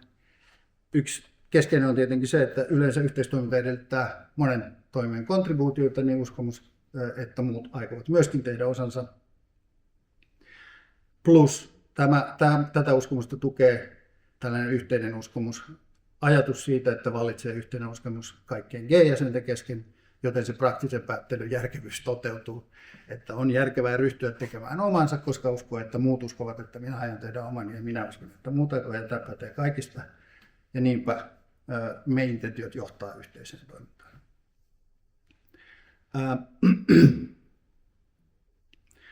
Searlen kritiikki kohdistui kahteen asiaan. Toinen oli se, että näistä ei välttämättä seuraa, että mitään yhteisyyttä eikä mitään yhteistä intentiota, johtuen siitä, että uskomusta voi olla epätosiaan niin, että voisi olla niin, että aikoo yksinään. Me aikoo yksinään ja silloin se ei olisi niin kuin aito me intentio, niin kuin Raimokin sanoo, ja Raimo nimenomaan blokkaa sen sanomalla niin, että aidot me intentiot on itse asiassa tällaisten yhteisten intentioiden viipaleita, josta seuraa se, että ne uskomukset on tosia. Ja toinen Searle-kritiikki, johon en näe sen kovemmin juttua, oli syytös, että tämä analyysi on kehämäinen, koska tämä X on yhteinen teko tässä analyysissä, ja se presupposoi sen, että jos sen on tarkoitus me intentioiden avulla, meidän on tarkoitus ymmärtää, mistä yhteistoiminnassa on kysymys, niin jos me oletetaan sen analyysissa, mitä yhteistoiminta, niin sehän ei vie meitä kovin pitkälle, vaan me liikutaan kehässä. Ja Raimolla oli tekninen vastaus oli se, että tämä on tämmöinen primitiivinen käsitys yhteisestä toiminnasta tässä analyysiosassa. No, joka tapauksessa tämä pieni laukaustenvaihto Searlen ja Raimon välillä varmasti teki sosiaaliselle toiminnalle hyvää ja lisäsi sen näkyvyyttä ja se toi mukaan monia nuoria tutkijoita. No toi on yksi, mistä Raimo ilman muuta muistetaan ja tiedetään ja on tehnyt hänestä maailmantähden, erittäin viitattu. Ja toinen asia on sitten on tämä memodi-ajatus, vaikkakin siis osittain se on tietysti niin kuin varmasti niin kuin attraktiivinen sen takia, että se on vähän vaikeaselkoinen ja vaikea tulkintainen, ja sen sitten myöskin meillä on tästä moodi-sanasta, niin meillä on esimerkiksi toiminnanteorian kontekstissa useampia käyttöjä. Yksilötoiminnan kohdalla jotkut puhuu moodeista, että on eri moodeja, uskomiset ja haluamiset ja intentiot, ja sama proportionaalinen sisältö voi olla eri moodeilla, mutta tässä ei ole kysymys sellaisesta moodista, vaan tässä on sellaisesta ryhmän tavasta omaksua ryhmäasenteita. Eli nämä on niin kuin ryhmäkäsitteitä ja myöskin tällaisen vahvemman kollektiivisen toimijuuden konstruoimisen rakenne on tämä memodi. Vai mitä mä? Joo. Jossa ajatuksena on se, että me kollektiivisesti hyväksytään itsemme ikään kuin ryhmäksi. Me joku porukka, kollektiivi, ihmisiä, me hyväksymme itsemme ryhmäksi sitä kautta, että me yhdessä sitoudumme tiettyihin asioihin, sitoudumme tiettyihin sisältöihin ja sitoudumme toisillemme ylläpitämään näitä sisältöjä ikään kuin meidän ryhmän asioina.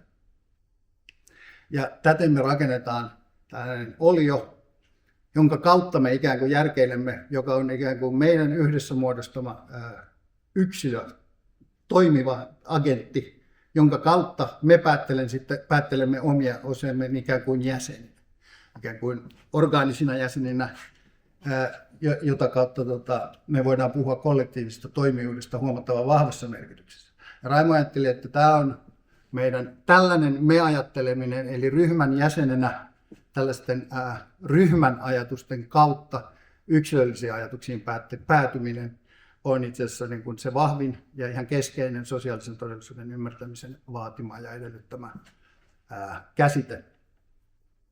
No, tästä on tietenkin paljon vääntöä, mutta joka tapauksessa tämä on, niin kuin, jos ajattelee Raimon teoriaa, niin memodi-ryhmät on vahvinta niin kuin tämmöistä supraindividuaalista agenttia lähestyvää teoretisointia, mitä Raimo on koskaan esittänyt, joka on sitten jo aika kaukana siitä Importance of Usin näkemyksestä, jossa yhteistoiminnasta puhutaan niin kuin yksilöiden keskinäisten suhteiden, vaikka ne voi yksilöiden keskinäiset asenteet ja suhteet voi perustua siinä I-moodivaiheessakin sopimuksille, joten ne voi olla niin kuin normatiivisesti melko vahvoja, Mutta tässä on niin kuin semmoista ontologista paatosta, joka osittain siihen aikaan myös oli paljon muuta keskustelua. Margaret Gilbert esitti plural subject-teoriaa, jossa on niin kuin vahvempi ontologinen ajatus, että ryhmät muodostavat niin kuin ikään kuin lisäagentin. Vaikka Raimo ei koskaan halunnut sanoa, että on mitään supraindividuaalisia agentteja, mutta halusi kuitenkin sanoa, että on olemassa sellaisia asenteita, jotka on kollektiivisesti sillä tavoin ylläpidettyjä, että niistä seuraa meidän yksilöistä, eli se suunta on top-down, kun taas sitten individualistit sanoo, että se on aina bottom-up suuntaista, tämä tällainen sosiaalinen järkeily. No, paljon minulla on aikaa. Mulla on nyt muutama slaidi vielä jäljellä. Mä koitan saada vielä vähän lisää tästä. Tämä nimittäin liittyy siihen aiheeseen, josta mä itse sitten tein, ja me Raimon kanssa kirjoitettiin artikkeleita useampikin, josta ehkä näkyy, että me ei ole koskaan oltu ihan täsmälleen samaa mieltä, niin niiden artikkeleiden tietty hapuilevuus paljastaa sen, että meillä oli pientä kädenvääntöä. Mutta joka tapauksessa siis mä halusin tehdä väitöskirjani aikoinaan vapaasta tahdosta, ja Raimo sanoi, että se on hyvä aihe, mutta että mä en ole välttämättä ihan tarpeeksi skarppi, että sitä on 2000 vuotta tehty, että keksisit mukaan sanoa jotain omaa vielä siitä vapaasta tahdosta, että entä jos kokeilisit kollektiivista vastuuta.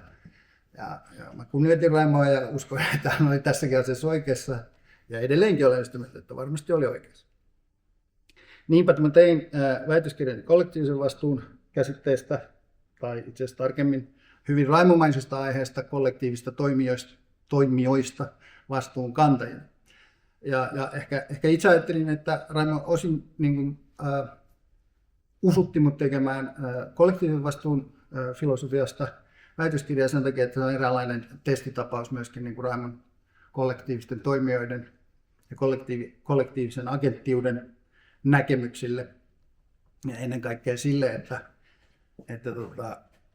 Raimo ehkä ajatteli jossain vaiheessa, että nämä tällaiset memooditoimijat voisivat olla sellaisia, että ne kantavat vastuuta riippumatta niistä yksilöjäsenistä, että ne olisivat itsenäisiä moraalisen vastuun kantajia, mistä itse en koskaan ole oikein pystynyt ymmärtämään, enkä olemaan siitä asiasta samaa mieltä, mutta joka tapauksessa tämä oli hypoteesi, jota ajattelin lähteä testaamaan siinä väitöskirjatyössä, ja se oli myöskin aihe, josta Raimo ja minun yhteiset vastuuartikkelit pääsivät kättä sisäisesti ja ehkä vähän ulospäin.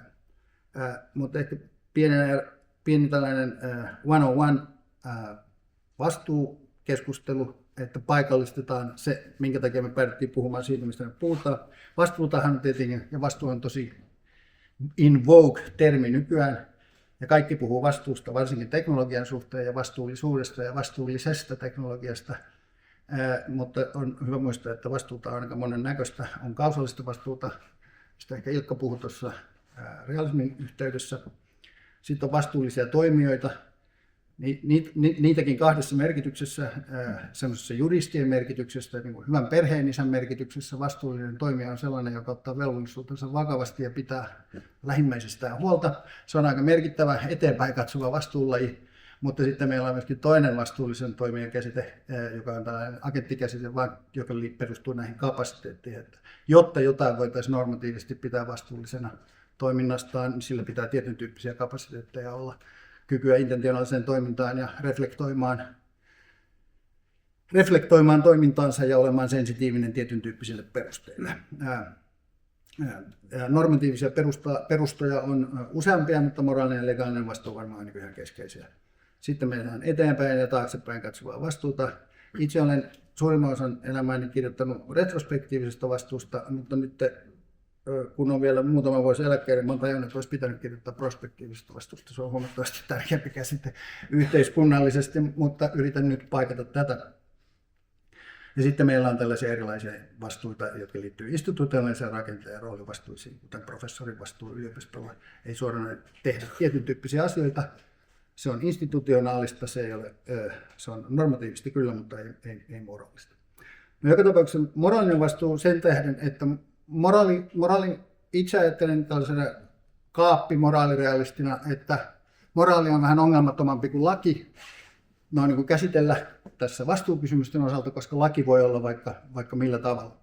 Moraali ei ehkä ihan niinkään. Ja moraalisen vastuun tämmöinen ihan paradigmaattinen tapaus on tietenkin se, kun joku tekee jotain tahallaan, eli harkitusti tai tarkoituksella, ja se mitä tehdään on moraalisesti väärin, ja tekijä tietää sen on moraalisesti väärin ja vielä tekee sen vapaasti, niin tällainen on paradigmaattinen keissi toimijasta, joka kantaa vastuuta teostaan. No, tällainen vastuu edellyttää agenttiivisuutta. Ja tämä on mun mielestä tärkeä premissi, tämä agenttiivisuus, ja sen takia mä sen otan esiin, koska yhtä lailla kuin ryhmät, joita itse ajattelen, että ne on jossain määrin keinotekoisia, artificial agents, ryhmätoimijat ja instituutiot, samoin on robotit ja tekoälytoimijat, on keinotekoisia toimijoita, niin silloin on hyvä kiinnittää huomiota, minkälaisia agentteja ne on, ja jota voidaan tarkastella kysymyksiä niiden omasta vastuunottokyvystä. No, tässä on lisää puhetta moraalisesta agenttiudesta. No, ensinnäkin ilmeistä on, että se, mitä me kutsutaan moraaliseksi toimijoiksi, ne on sellaisia entiteettejä, joilla voi olla velvoitteita ja niillä on kyky kantaa moraalista vastuuta. Ja tällaisen ainakin seuraavien täytyy näitä agenttiuden tasoja tai sitä, agenttiuden rimaa asetetaan eri näkemyksissä eri korkeudelle. Toiset moraalisen agenttiuden näkemykset on huomattavan vaativia, intellektuaalisesti vaativia ja edellyttää uskomattoman niin kuin intellektuaalista ja sofistikoitunutta kykyä ajatella toisten asenteista meidän omaa toimintaamme kohtaan. Ja silloin varmasti suurin osa meistä ihmisistäkään ei kvalifioidu, ehkä jotkut, mutta ei kaikki. Mutta tässä nyt ehkä tällaiset vähän maltillisemmat ehdot. Eli ainakin pitäisi olla kyky tehdä rationaalisia päätöksiä ja jotenkin olla sensitiivinen ympäristölle ja perusteille. Kollektiivisen vastuun keskustelu, niin se on ilmiselvästikin seurannut maailman tapahtumia, mutta jännää on, että vasta tässä 80-luvun, 90-luvun taitteessa, missä kollektiivisen intellektuaalisuuden tutkimus oli ikään kuin laajentunut ja sitä tehtiin sekä Amerikassa, Suomessa itse asiassa Raimon-ryhmä oli kuitenkin siis isoimpia yksittäisiä porukoita, jotka tutki kollektiivisen intellektuaalisuuden ilmiöitä ja yhteistoimintaa, mutta Australiassa, Saksassa, joka paikassa, joka tapauksessa kollektiivisen intellektuaalisuuden tutkimus alkoi ottaa askeleita ja silloin tuli näkemyksiä, kuinka nämä kollektiiviset käsitteet soveltuu erilaisiin toimintakonteksteihin ja sitä kautta kollektiivisen vastuun ja muiden kollektiivisten normatiivisten käsitteiden tutkimus myös lähti lentoon. No, kollektiivisen vastuun käsitekin sitä toki kollektiivisuutta, eli moneen toimijaan liittyvää on monenlaista. Yksinkertaisimmillaan se on vain jaettua vastuuta, jokainen osallistuu jonkun yhteisön aikaansaamiseen, mutta se on täysin yksilöllistä, siinä ei mitään yhteyttä. Ja silloin se on jaettua se vastuu, mutta se on myöskin yksilöllistä ja vastuuden välillä ei välttämättä ole mitään riippuvuuksia, vaan on samaan lopputulemaan liittyviä vastuita, jotka ihmiset jakavat. Kollektiivinen vastuu taas minun ymmärryksessäni ja sen jaoimme Raimonkin kanssa oli, että se on yksilöiden vastuuta, mutta se on sellaista, jossa on keskinäisriippuvuus. Ja sitten tämä, mistä meillä oli ehkä kiistaa, oli tämä kollektiivin vastuu. Ja ehkä tämä niin kuin kollektiivin vastuuta on ajateltu sillä tavoin, että me yksilöt osallistutaan ja eksekutoidaan tekoja, jotka attribuoidaan kollektiiveille. Ja ne kollektiivin teot ymmärretään sellaisten halujen, intentioiden ja päämäärien suhteen, joita yksikään sen ryhmän jäsen ei välttämättä kannata yksilönä, koska olemme hyväksyneet itsellemme tietyn tyyppisiä päätöksentekojärjestelmiä ja mekanismeja, niin me voidaan päätyä kollektiivisesti sellaisiin päätöksiin, joita yksikään ryhmän jäsen ei henkilökohtaisesti kannata, mutta ne vaan tulee sopivan äänestysmenettelyn. Tätä kutsutaan diskursiiviseksi dilemmaksi ja tätä kautta saadaan näiden yksilöiden ja kollektiiville attribuoitavien asenteiden välillä sellainen epäjatkavuus, joka herättää sellaisen kysymyksen, että ehkä se oikea toimija onkin se kollektiivi eikä ne yksilöt. Itse olen ajatellut, että tämä on virheellinen ajatus, ne yksilöt ovat vastuussa edelleen, koska ne eksekutoi, ja se olisi itse asiassa moraalisesti väärin, että se toimija, jota kutsutaan kollektiivitoimijaksi, olisi vastuullinen, koska se on kuitenkin viime kädessä näiden yksilötoimijoiden päätöksen varassa, koska tämä kollektiivi ei kuitenkaan, kukaan ei ole tässä keskustelussa esittänyt niin epärealistista kantaa, että tämmöinen kollektiivinen intentio ikään kuin determinoisi yksilöiden käyttäytymistä niin, että niillä ei olisi kykyä arvioida perusteita yksilönä, vaikka ne ryhmäjäseniä onkin. No niin, kollektiivisen moraalisen vastuun teoriaan keskeisiä kysymyksiä on ollut nimenomaan tämä, että millaiset ryhmät ja miten kelpaa vastuunkantajiksi ja ennen kaikkea tämä, että voidaanko ajatella niin, että kun me attribuoidaan kollektiiville vastuuta, niin itse asiassa vastuunkantaja onkin se kollektiivi ja sitten näiden yksilöiden osallista tarkastellaan eri tavalla. Minä olen ehdottanut, että kollektiivinen vastuu kannattaa ja tulisi ymmärtää myös memoditapauksissa niin, että se on yksilöiden vastuuta, mutta se on yhteistä ja siinä on keskinäisriippuvuus. Olemme niin kuin ehdollisia sille, että jos minä olen vastuussa, niin muutkin ryhmäjäsenet ovat vastuussa, jos se kerran meidän ryhmänteko on. Ja Raimo käytti tätä operationaaliset ja ei-operationaaliset jäsenet erottelua yhteistoiminnassa strukturoitujen ryhmien osalta on niin, että jotkut tekee ja toteuttaa tekoja, jotka attribuoidaan sitten sille ryhmälle, ja toiset ehkä on varalla tai eivät juuri osallistu siihen tekoon, mutta ovat kuitenkin olleet ryhmässä hyväksymässä näitä intentionaalisia tiloja, ovat se ryhmän jäseniä, niin myöskin näille ei-operationaalisille jäsenille voidaan tai näiden asenteiden ylläpitämisen näkökulmasta ehkä attribuoida vastuuta niistä teoista, jotka attribuoidaan sille ryhmälle. Tämä ryhmätahtohomma on mainittu tässä sen takia, että Raimo ajatteli sellaisia ideaalitapauksia puhuessaan kollektiiviagenttien vastuusta, että ryhmä sisäisesti vapaasta tahdostaan on ensinnäkin akseptoinut itselleen tietyn tyyppisiä eetoksia ja toimii niiden mukaan, ja niitä ei ole kukaan ulkopuolelta painostanut. Siten voitaisiin ajatella, että jos me puhutaan yksilöiden kohdalla vapaasta tahdosta, niin voitaisiin puhua tällaista vapaasta ryhmätahdosta. Ja tässä on nyt ehkä vähän toistopakkoisesti se käännetty tämä sama, minkä takia tästä Raimon memodiajatuksesta seuraa vahvoja seurauksia tämän vastuun kannalta. Mä koitan katsoa, että mä en ylitä aikaani. Ja Raimon ja mun välinen kiista, jos nyt sitä kiistaksi voi sanoa, mutta joka tapauksessa tietyn tyyppinen jännite oli se, että Raimo tavallaan tunsi vetoa tällaiseen vahvempaan kollektivismiin ja sanoi, että kyllä nämä ehkä memodiryhmät voisivat kvalifioitua sellaisiksi agenteiksi, että niille attribuoidaan moraalista vastuuta ja ne kantaa sitä itse. Minä kannatin sitä, että se on epäjohdonmukaista ja se on virhe. Ja Raimo alkoi puhua fiktiivisistä agenteista ja tällaisesta ekstrinsisestä vastuun attribuoinnista. Mä aion vielä kirjoittaa sellaisen selvennyksen, koska meidän yhteinen artikkeli valitettavasti jäi Raimon viimeiseksi, ja siinä me ei onnistuttu tätä meidän keskinäistä kisahännänvetoa kovin selkeästi ilmaisemaan, niin mä ajatellut, että mun täytyy tehdä siitä sellainen Raimoa kunnioittava jatkoversio. Nyt tämä on oikeastaan tätä filosofista sisältöä, eli tässä oli nyt näitä joitain asioita mainittu ainakin lyhyesti, joista Raimo tunnetaan kollektiivisen ja sosiaalisen ontologian keskustelussa plus meidän yhteistä, mutta kuitenkin mä olin Raimon kanssa sen verran läheinen sitten kuitenkin 30 vuoden yhteistyön jälkeen, että tämä kutsu teki mut hieman sentimentaaliseksi, ja sen takia mä halusin ajatella myöskin vähän tätä meidän ryhmää, missä Mai myös on ollut mukana. Raimo ensinnäkin oli kohtuu hyvä, tai varsin hyvä tutkimusrahoituksen saaja, josta minä ja moni muu olemme lopun elämämme kiitollisia, koska meillä oli mahdollista toimia yhdessä usein akatemian rahoilla.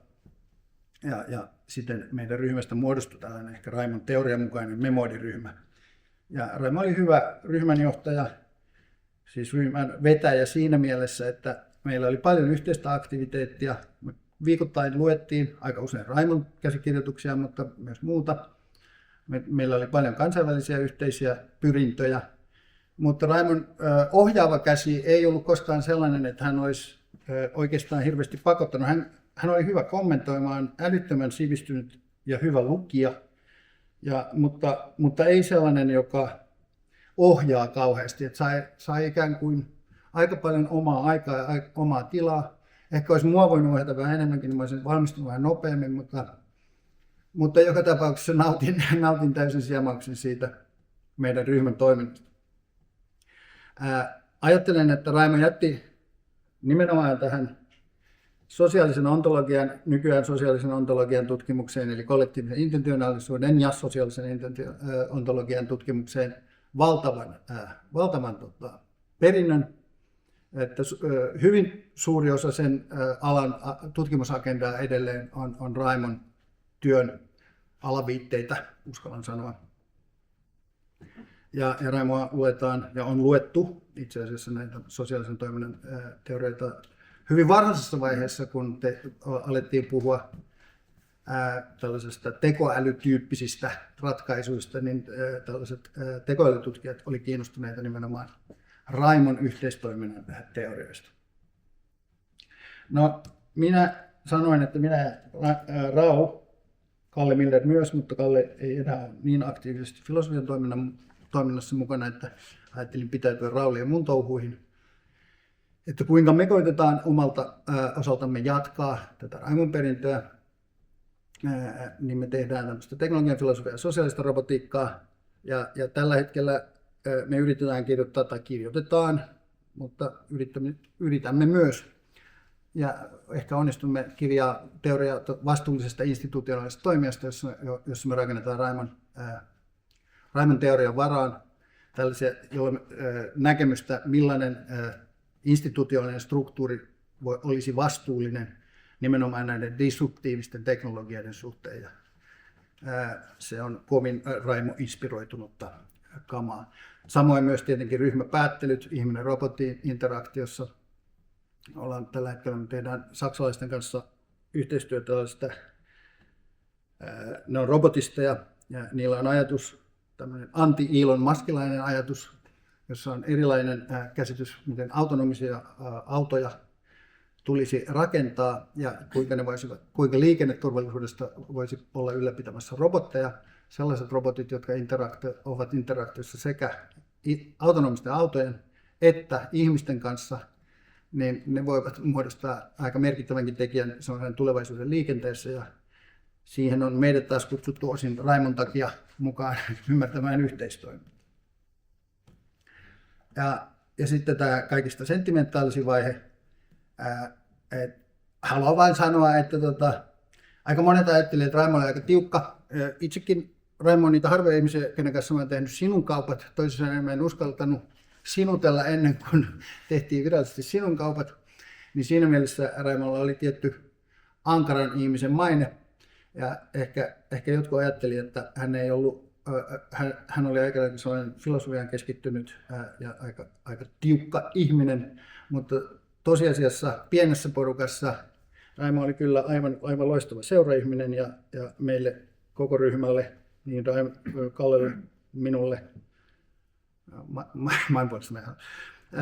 on tietenkin jäänyt ihan älyttömän hienoja muistoja. Ja Raimo oli hieno ihminen, jota kaipaan edelleen. Ei muuta. Kiitos.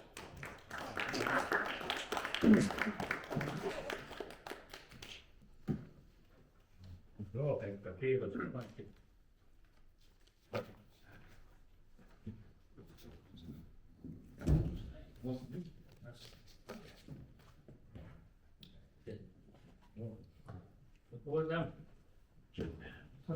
Tilaisuus on edennyt sillä tavalla, että näitä teoreettisia lähtökohtia hyvin syvällisesti ja päästiin sitten vähän kehityksen makuun eteenpäin, että kuinka tämä Raimon teoria on sitten lähtenyt elämään ja kuinka sitä on jatkettu vielä hyvinkin laajalta rintamalta. tässä spontaania kysymyksiä. Ilkka Niiniluoto.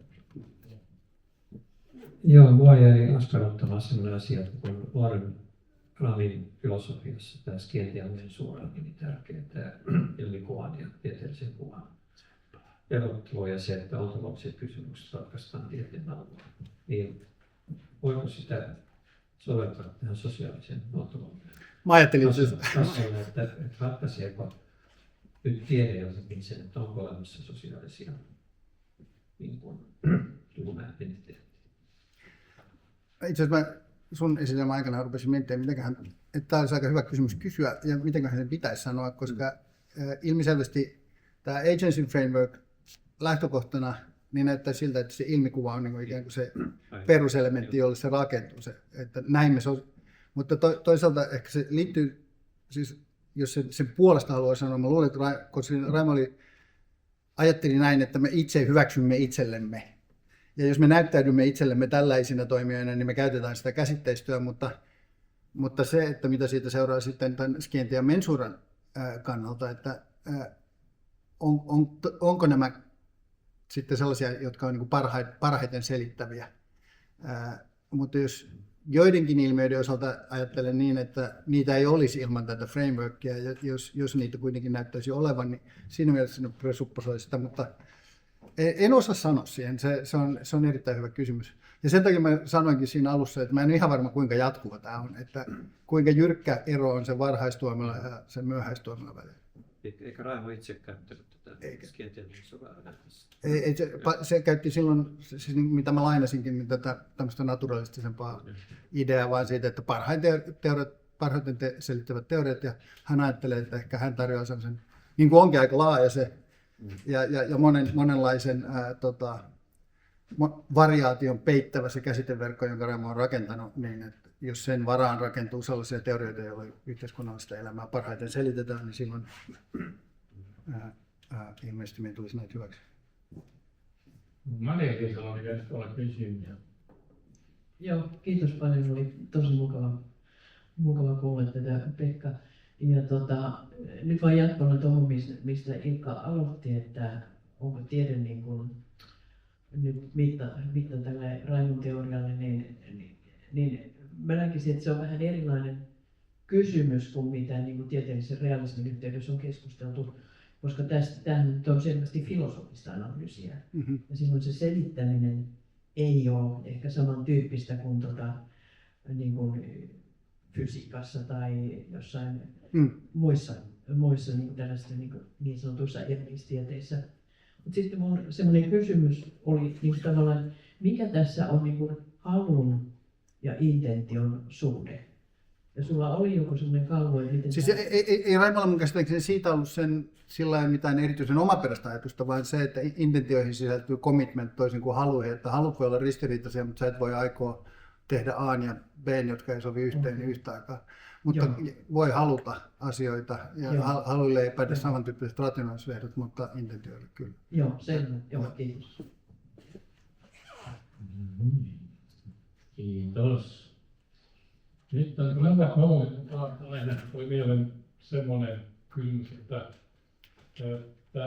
me ryhmät, niin kuinka paljon vaikuttaa sitten sanotaan niin kuin he-ryhmät tähän me-ryhmään. Tässä on niin kuin, nyt kun on tämmöistä niin polarisointia, niin tuntuu siltä, että ne he-ryhmät vaikuttavat aika paljon me-ryhmään. Kyllä, varmasti. Niin. Joo, siis tämmöinen in-group, out-group struktuuri, että se varmaan meillä sosiaalis-psykologinen tutkimus käsittääkseni tukee sitä, että se on aika syvään juurtunut piirre, että tässäkin salissa, kun meitä vaan jaettaisiin eri puolille ja sanottaisiin, että toiset kannattaa ja toiset niin ei menisi kauaa, kun meillä olisi pientä kärhämää. Että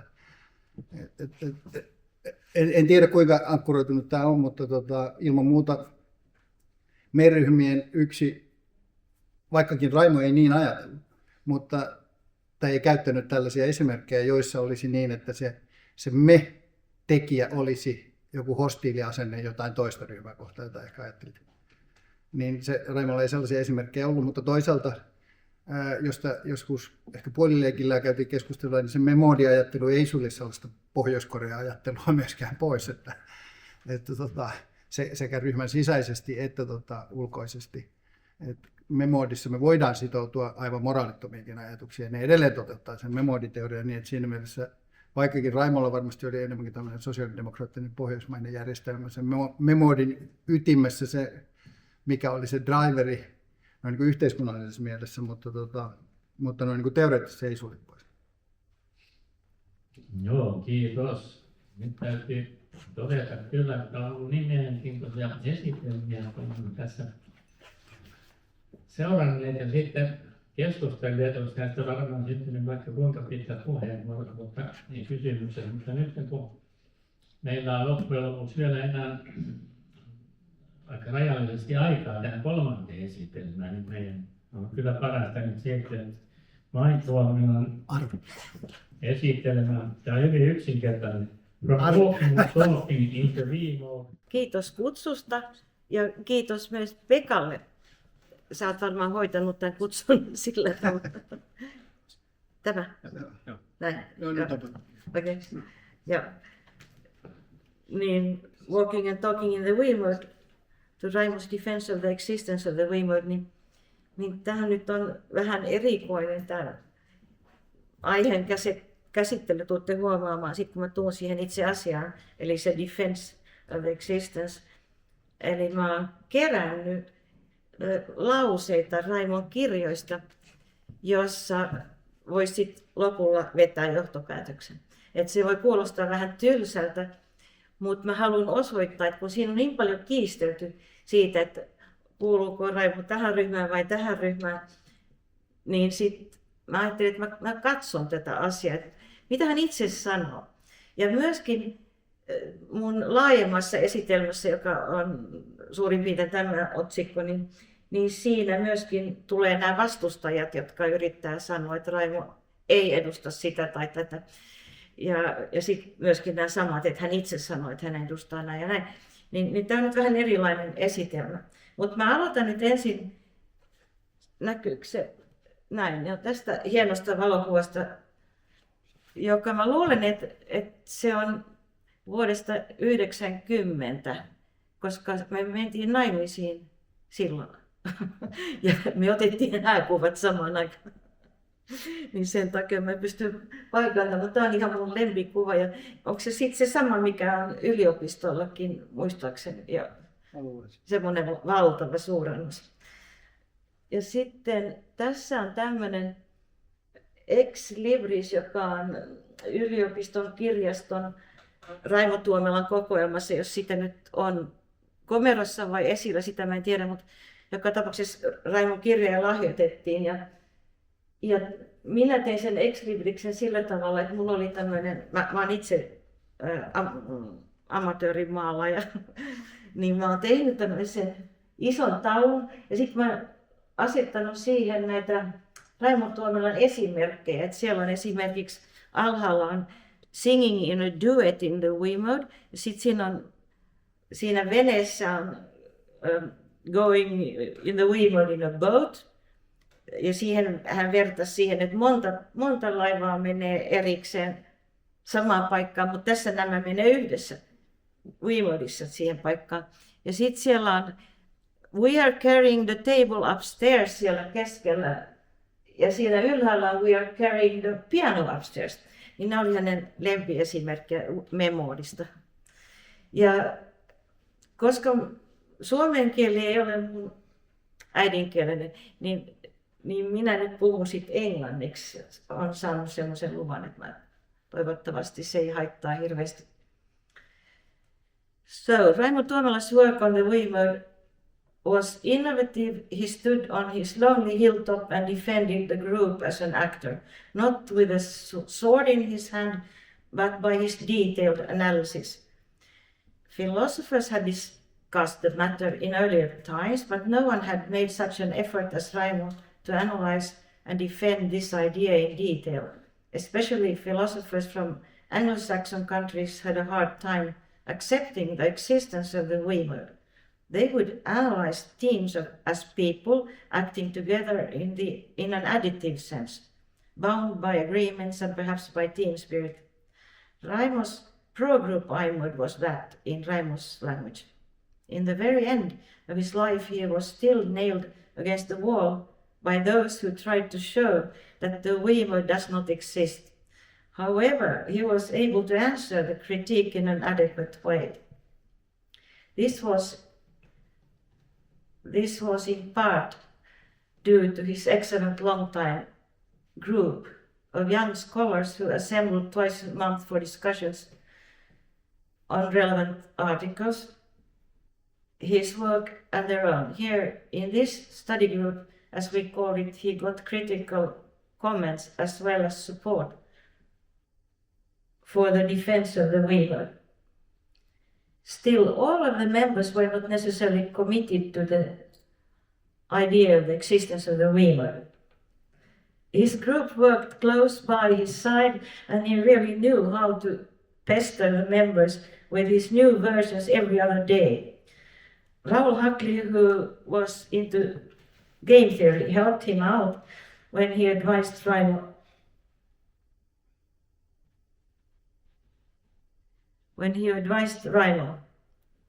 And this was a very clever way that Raoul Huckley helped Raimo. That was also sometimes when he went to abroad and had to give a talk among the I-moders. So he said that when people act together in the we-mode, it's necessarily so, but in the pro-group I-mode, it is for contingent reasons. Think of the high-low game. So, of course, people can act together in the I-mode, according to Raimo's language, but in the high-low game, it is so that when the group has to choose, and they can choose only in one way. But when it's not an I-mode group, then someone might do something else, and then they don't get to the end. So here is sort of a good defense of it really exists something like the we-mode. You can see it, for instance, in the difference when I-moders play this game and we-moders play this game, because Raimo has created a way of acting where there is only one choice because the group has to choose as a group. Okay, so Pekka Mäkelä wrote about collective responsibility, and this was something that resulted in much discussion. Kalle Miller's topic was collective commitment that Raimo needed for his own work. Mikko Saunela contributed with collective emotions. Other members were members for shorter periods. My contribution as a theoretical social psychologist was at first social norms, tasks and roles, and later trust. And by the way, I never showed anything to Raimo because I was so afraid that someone would accuse me of having some help from my husband, so he never got to see it before it was already in the university. So this was also a little bit silly that I sit there and write, but I don't show anything to Raimo, and he doesn't know what I have been writing. Our group produced many joint articles, especially together with Raimo. The study group became the mental nest for Raimo's work on the we-mode and a place for friendship and laughter. Sometimes we had a chance to hike in the Alps together, even before Raimo became a permanent visiting professor in Munich at LMU. He arranged the first international meeting there in 1999 together with Professor Wolfgang Walzer. This became a series of international meetings on collective intentionality. Later on, the International Social Ontology Society, ISOS, was founded, and the conferences were called International Social Ontology Conferences. European meetings were also held, the ENSO meetings, and a book series by Springer was initiated called Studies in the Philosophy of Sociality, and also a journal was created on this topic.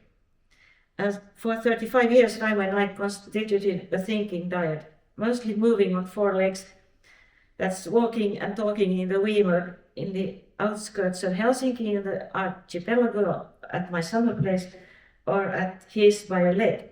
I was often on leave from my regular work to be able to go on walking and talking with him abroad too. Today I cannot understand how I managed all this multitasking, having 2 children to love and care for. After he had started to work on the we mode, London and LSE was one of his regular contacts abroad, and he became a permanent visiting professor there, as well as at Stanford in California and later in Berkeley. He got the Humboldt Prize in 1993, and then he was expected to be as much as possible in Germany. So mostly it was at LMU in Munich and in the weekends in the Alps. The group at LMU had started to cooperate with our group.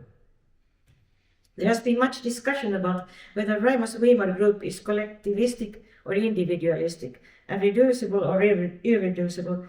So at the memorial workshop in 2021 arranged by ISIS, I gave a talk on this topic. Today I will read some of the slides that have been included in this talk.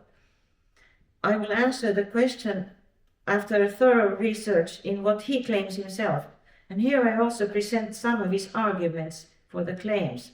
I will not include the various views of others on this matter, but I can send my paper to those who are interested.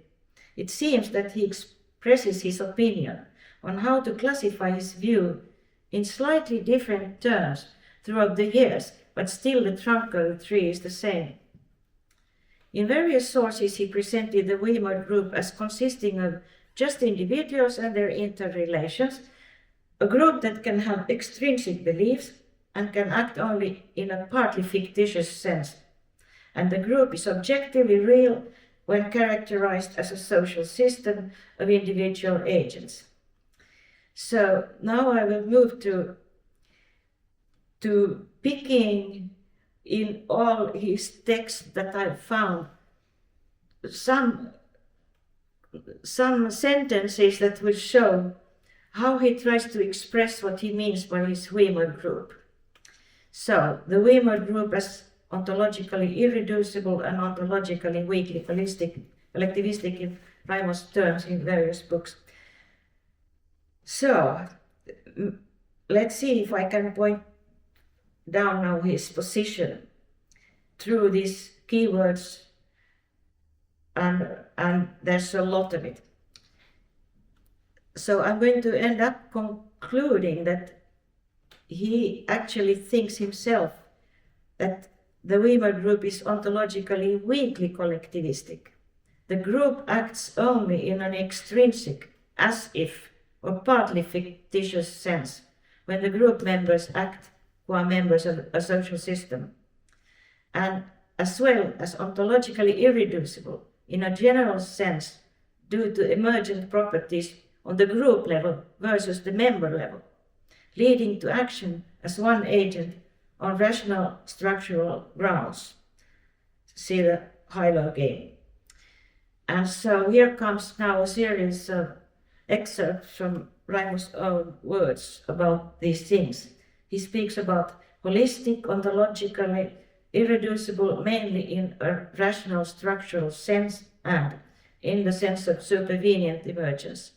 Irreducibility as emergence, these causally emergent holistic properties of groups that none of the individuals have, and irreducibility in a rational structural sense of Bacharach's theorem as applied to, for instance, high-low game, entailing a different number of equilibria for 2 competing approaches. And there are inbuilt holistic features in the we mode, and partially it functions top-down, and it cannot be reduced to individualistic accounts. And the structural and emergent-based irreducibility of the we mode entails the inapplicability of methodological individualism.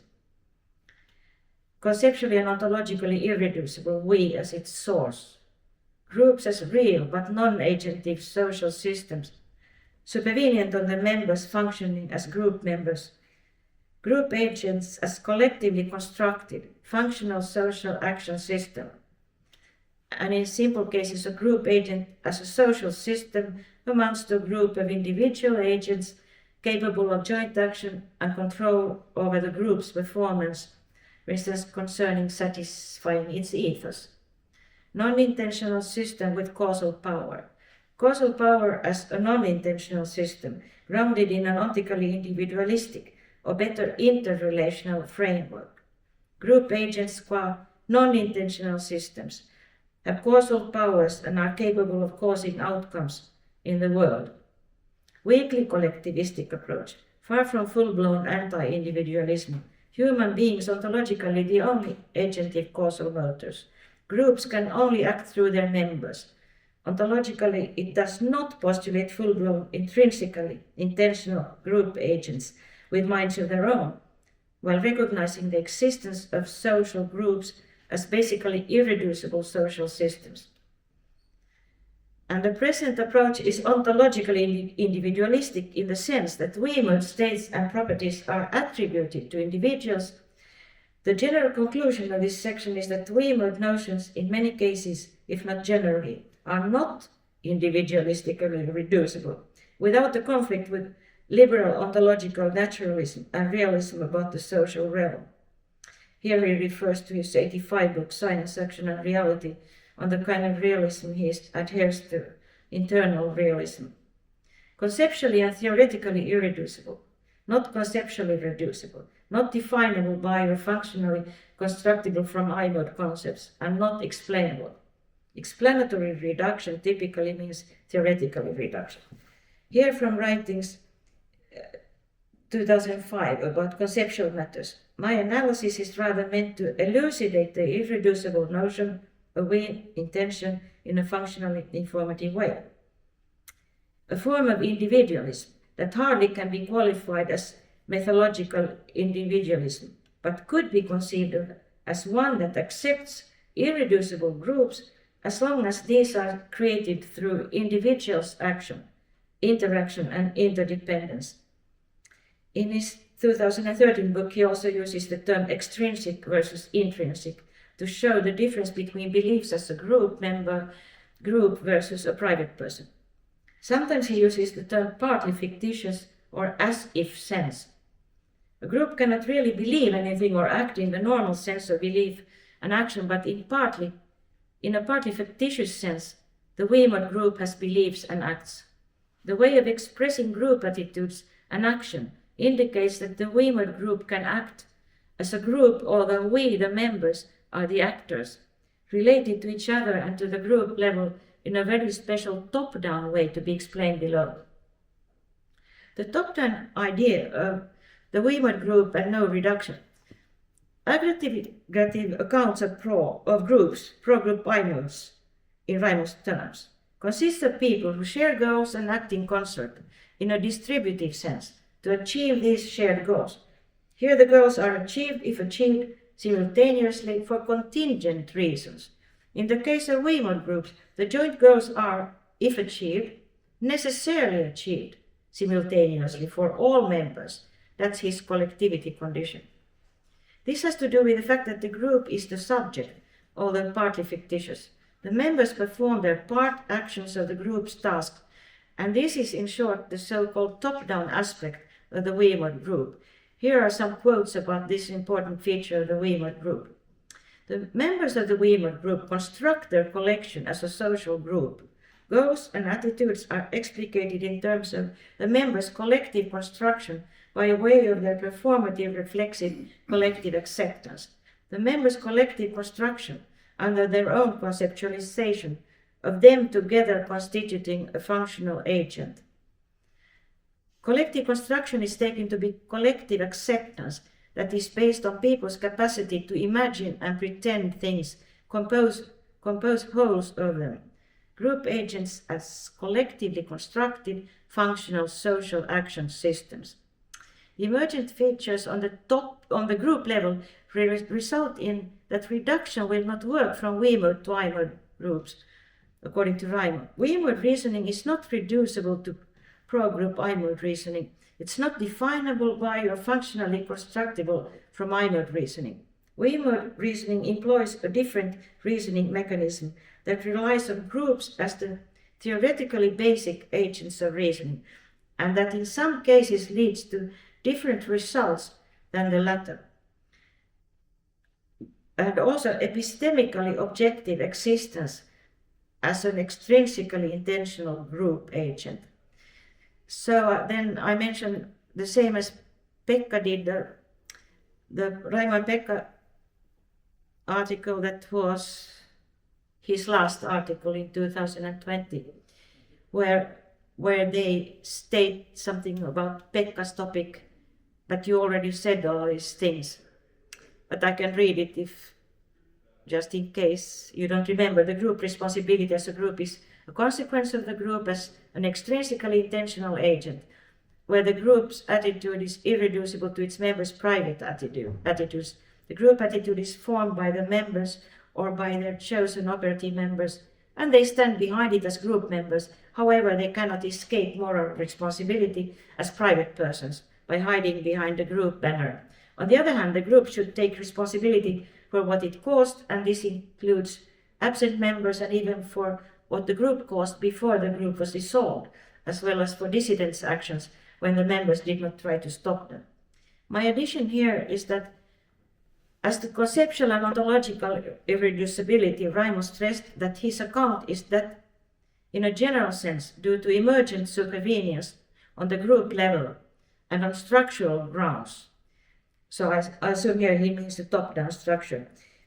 I understand that this top-down structure that makes the we perspective with a non-distributive and properly collective, conceptually and ontologically irreducible we as its source concrete.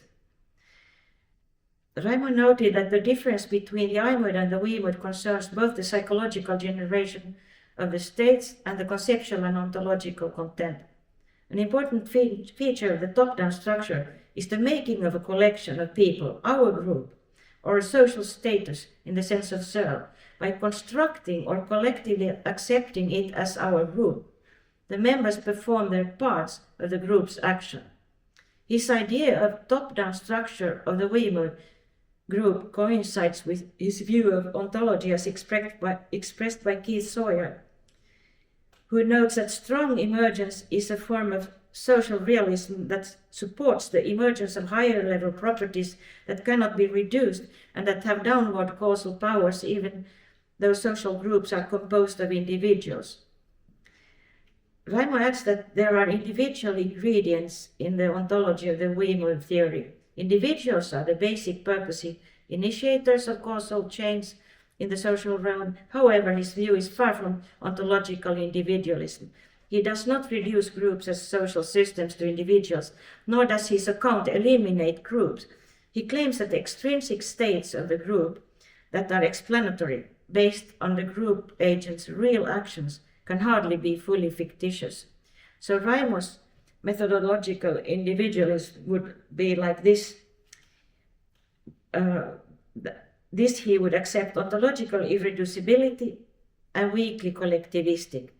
So where does this take us? The background is a view on the ontology in the social realm as one that accepts groups that are not individualistically reducible without a conflict with ontological naturalism and realism about the social realm, a kind of internal realism.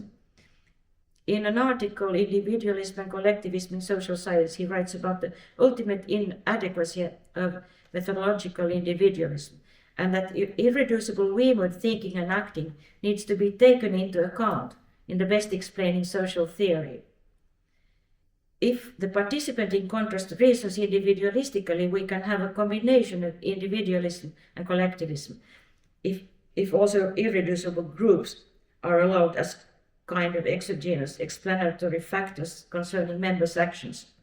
So here I will let Sawyer have the last word.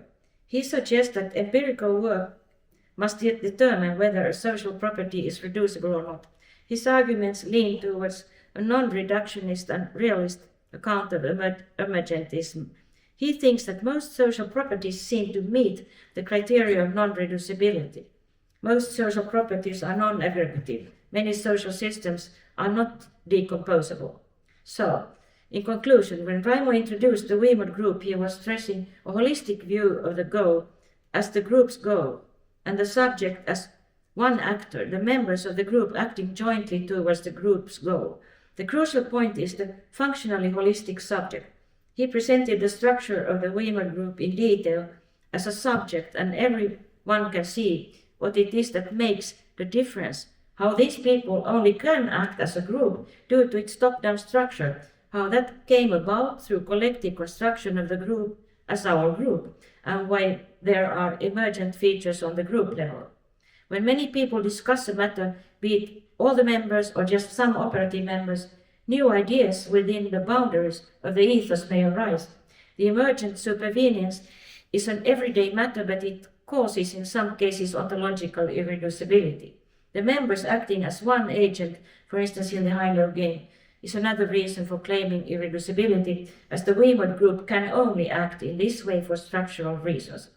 Raimo's view on the ontology of entities in the social world, documented in his 1985 book, Realism about the Social Realm and Ontological Naturalism, Internal Realism, has guided him to his view of the ontological irreducibility of the WeMod group in many cases, if not generally. He does not claim that this is the only type of group that can act as one agent, but claims only sufficient conditions for his account. When people unite in painting a house together in pro-group IMO, making agreements about part performances and the shared goals is achieved, is compared with painting the house as a WeMod group and sharing the group's goal in the WeMod. What makes the big difference? The central point is the top-down account. Thus, the group level. The WeMod group is constructed as our group, involving the members' reflexive and performative acceptance of attitudes and goals for the group. In the same sense as the $5 bill is an institutional construction. The team scores and the choir sings while the members jointly perform their parts of the group's action. When the group chooses high in the high-low game, there is just one agent that chooses. The WeMod group acts as one agent for rational structural reasons, as a contrast to contingent reasons. The WeMod group is needed for having a full account of the social world. In an IMOD group, people may be glued together in many ways, but they are still separate agents acting in concerts. Raimo left a great treasure behind, not only the WeMod, but all the younger scholars who got inspired by the field of collective intentionality and social ontology through his work. Today, the world needs the WeMod more than ever. Okay, so thank you.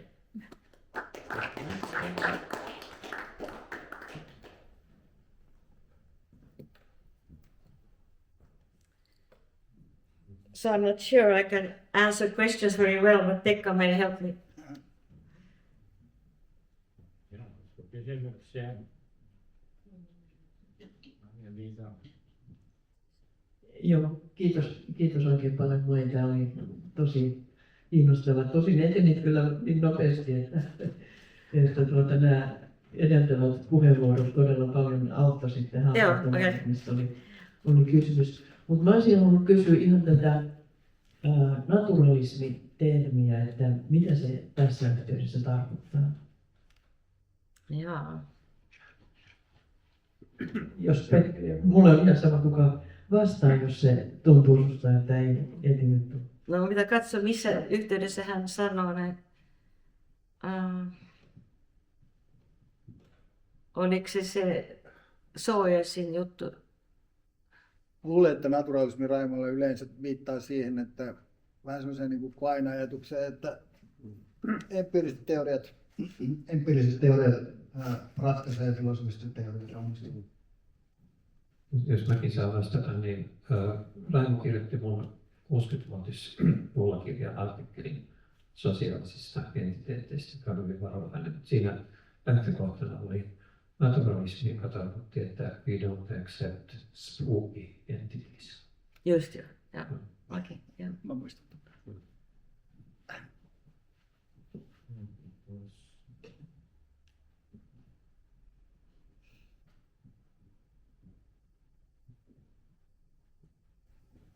Vielä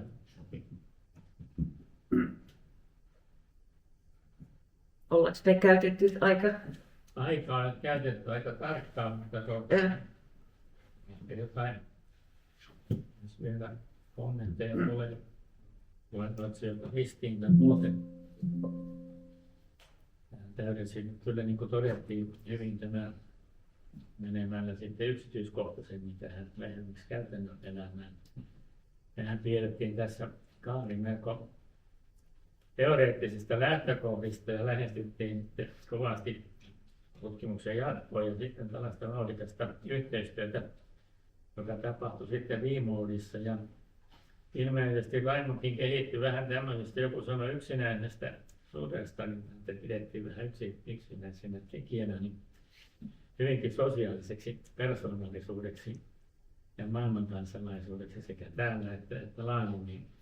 Tätä valotettiin hänen yhteistyökumppaneitiin sitten tieteen huipulta ja sitten täältä kotimaiselta kentältä, joka näyttää olevan tieteen huippua myöskin, että ei siinä mitään. Että kyllä hyvän käsityksen olemme saaneet Raimon Tuomalan elämäntyön kehittymisestä ja hauskinta on todeta, että se jatkuu nyt sitten näinkin aktiivisena ja on tullut todettua, että hän kuuluu näihin meidän kuuluisten filosofien ketjuun hyvin hienolla tavalla.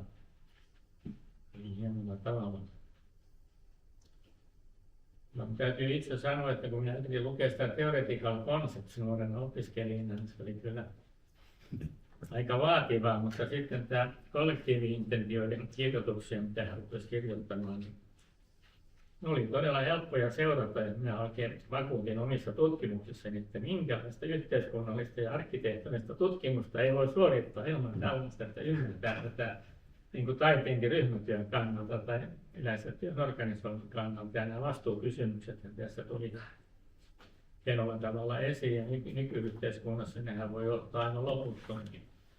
Lähdetään yksilöstä ja sitten se ryhmistä ja niiden integriteetistä ja sitten mennään laajemmille tasolle, valtioille ja YK-tasolle, niin lopulta voimme vain odottaa, että saamme vastauksia siihen, että kuka on vastuussa ympäristökriisistä tai sodista ja niin poispäin. Voi vähän tarkemmin eriytettynä. Sehän on ihan tarpeellista, kun vain joku uskoisi sitten tiedemiehen. Ja nyt en sitten osaa tässä kovin paljon sanoa enempää, onko siellä vielä kysymyksiä? No, mä voisin kysyä yhden asian. Eli nyt me ollaan tavallaan puhuttu aika paljon tästä niin kuin Raimon työstä niin kuin filosofian alalla, ja että se on niin kuin filosofian alalla todella ollut uraa uurtava ja luonut tämmöistä merkittävää kansainvälistä filosofista tutkimusta. Mutta miten hän kuitenkin ajatteli, että tässä on kysymyksessä niin kuin filosofisesta työstä, joka on yhteiskuntatieteilijöille myös merkittävää, niin osaisiko joku sanoa, että onko tällä nyt toistaiseksi ollut sellaista yhteiskuntatieteiden sisällä sosiologiassa tai jossain muualla niin kuin vaikutusta?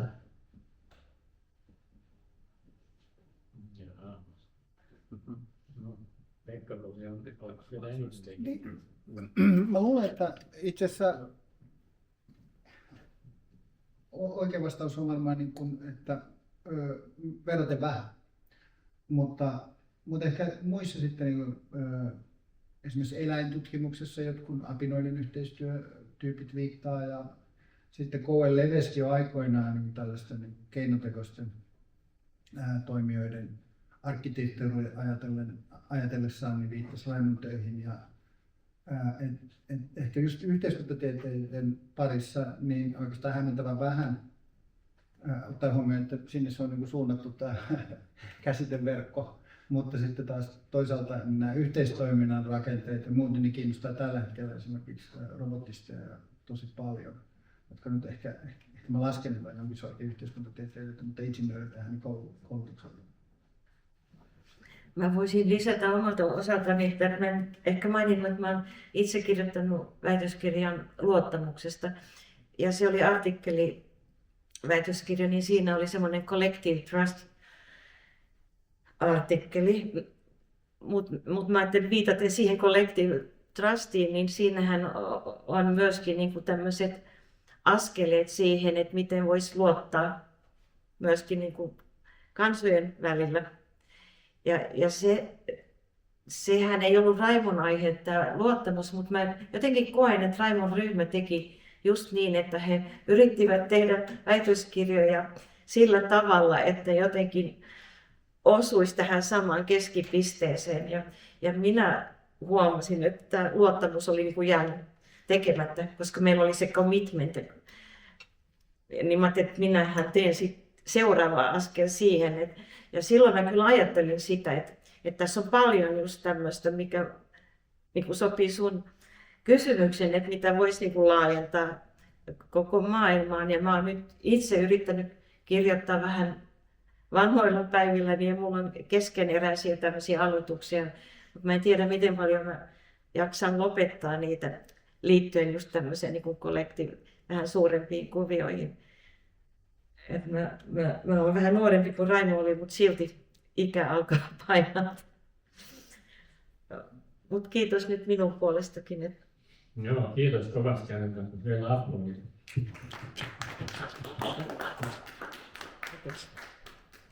Joo, kiitos kaikille osallistujille ja luennoitsijoille vielä uudestaan. Ja sitten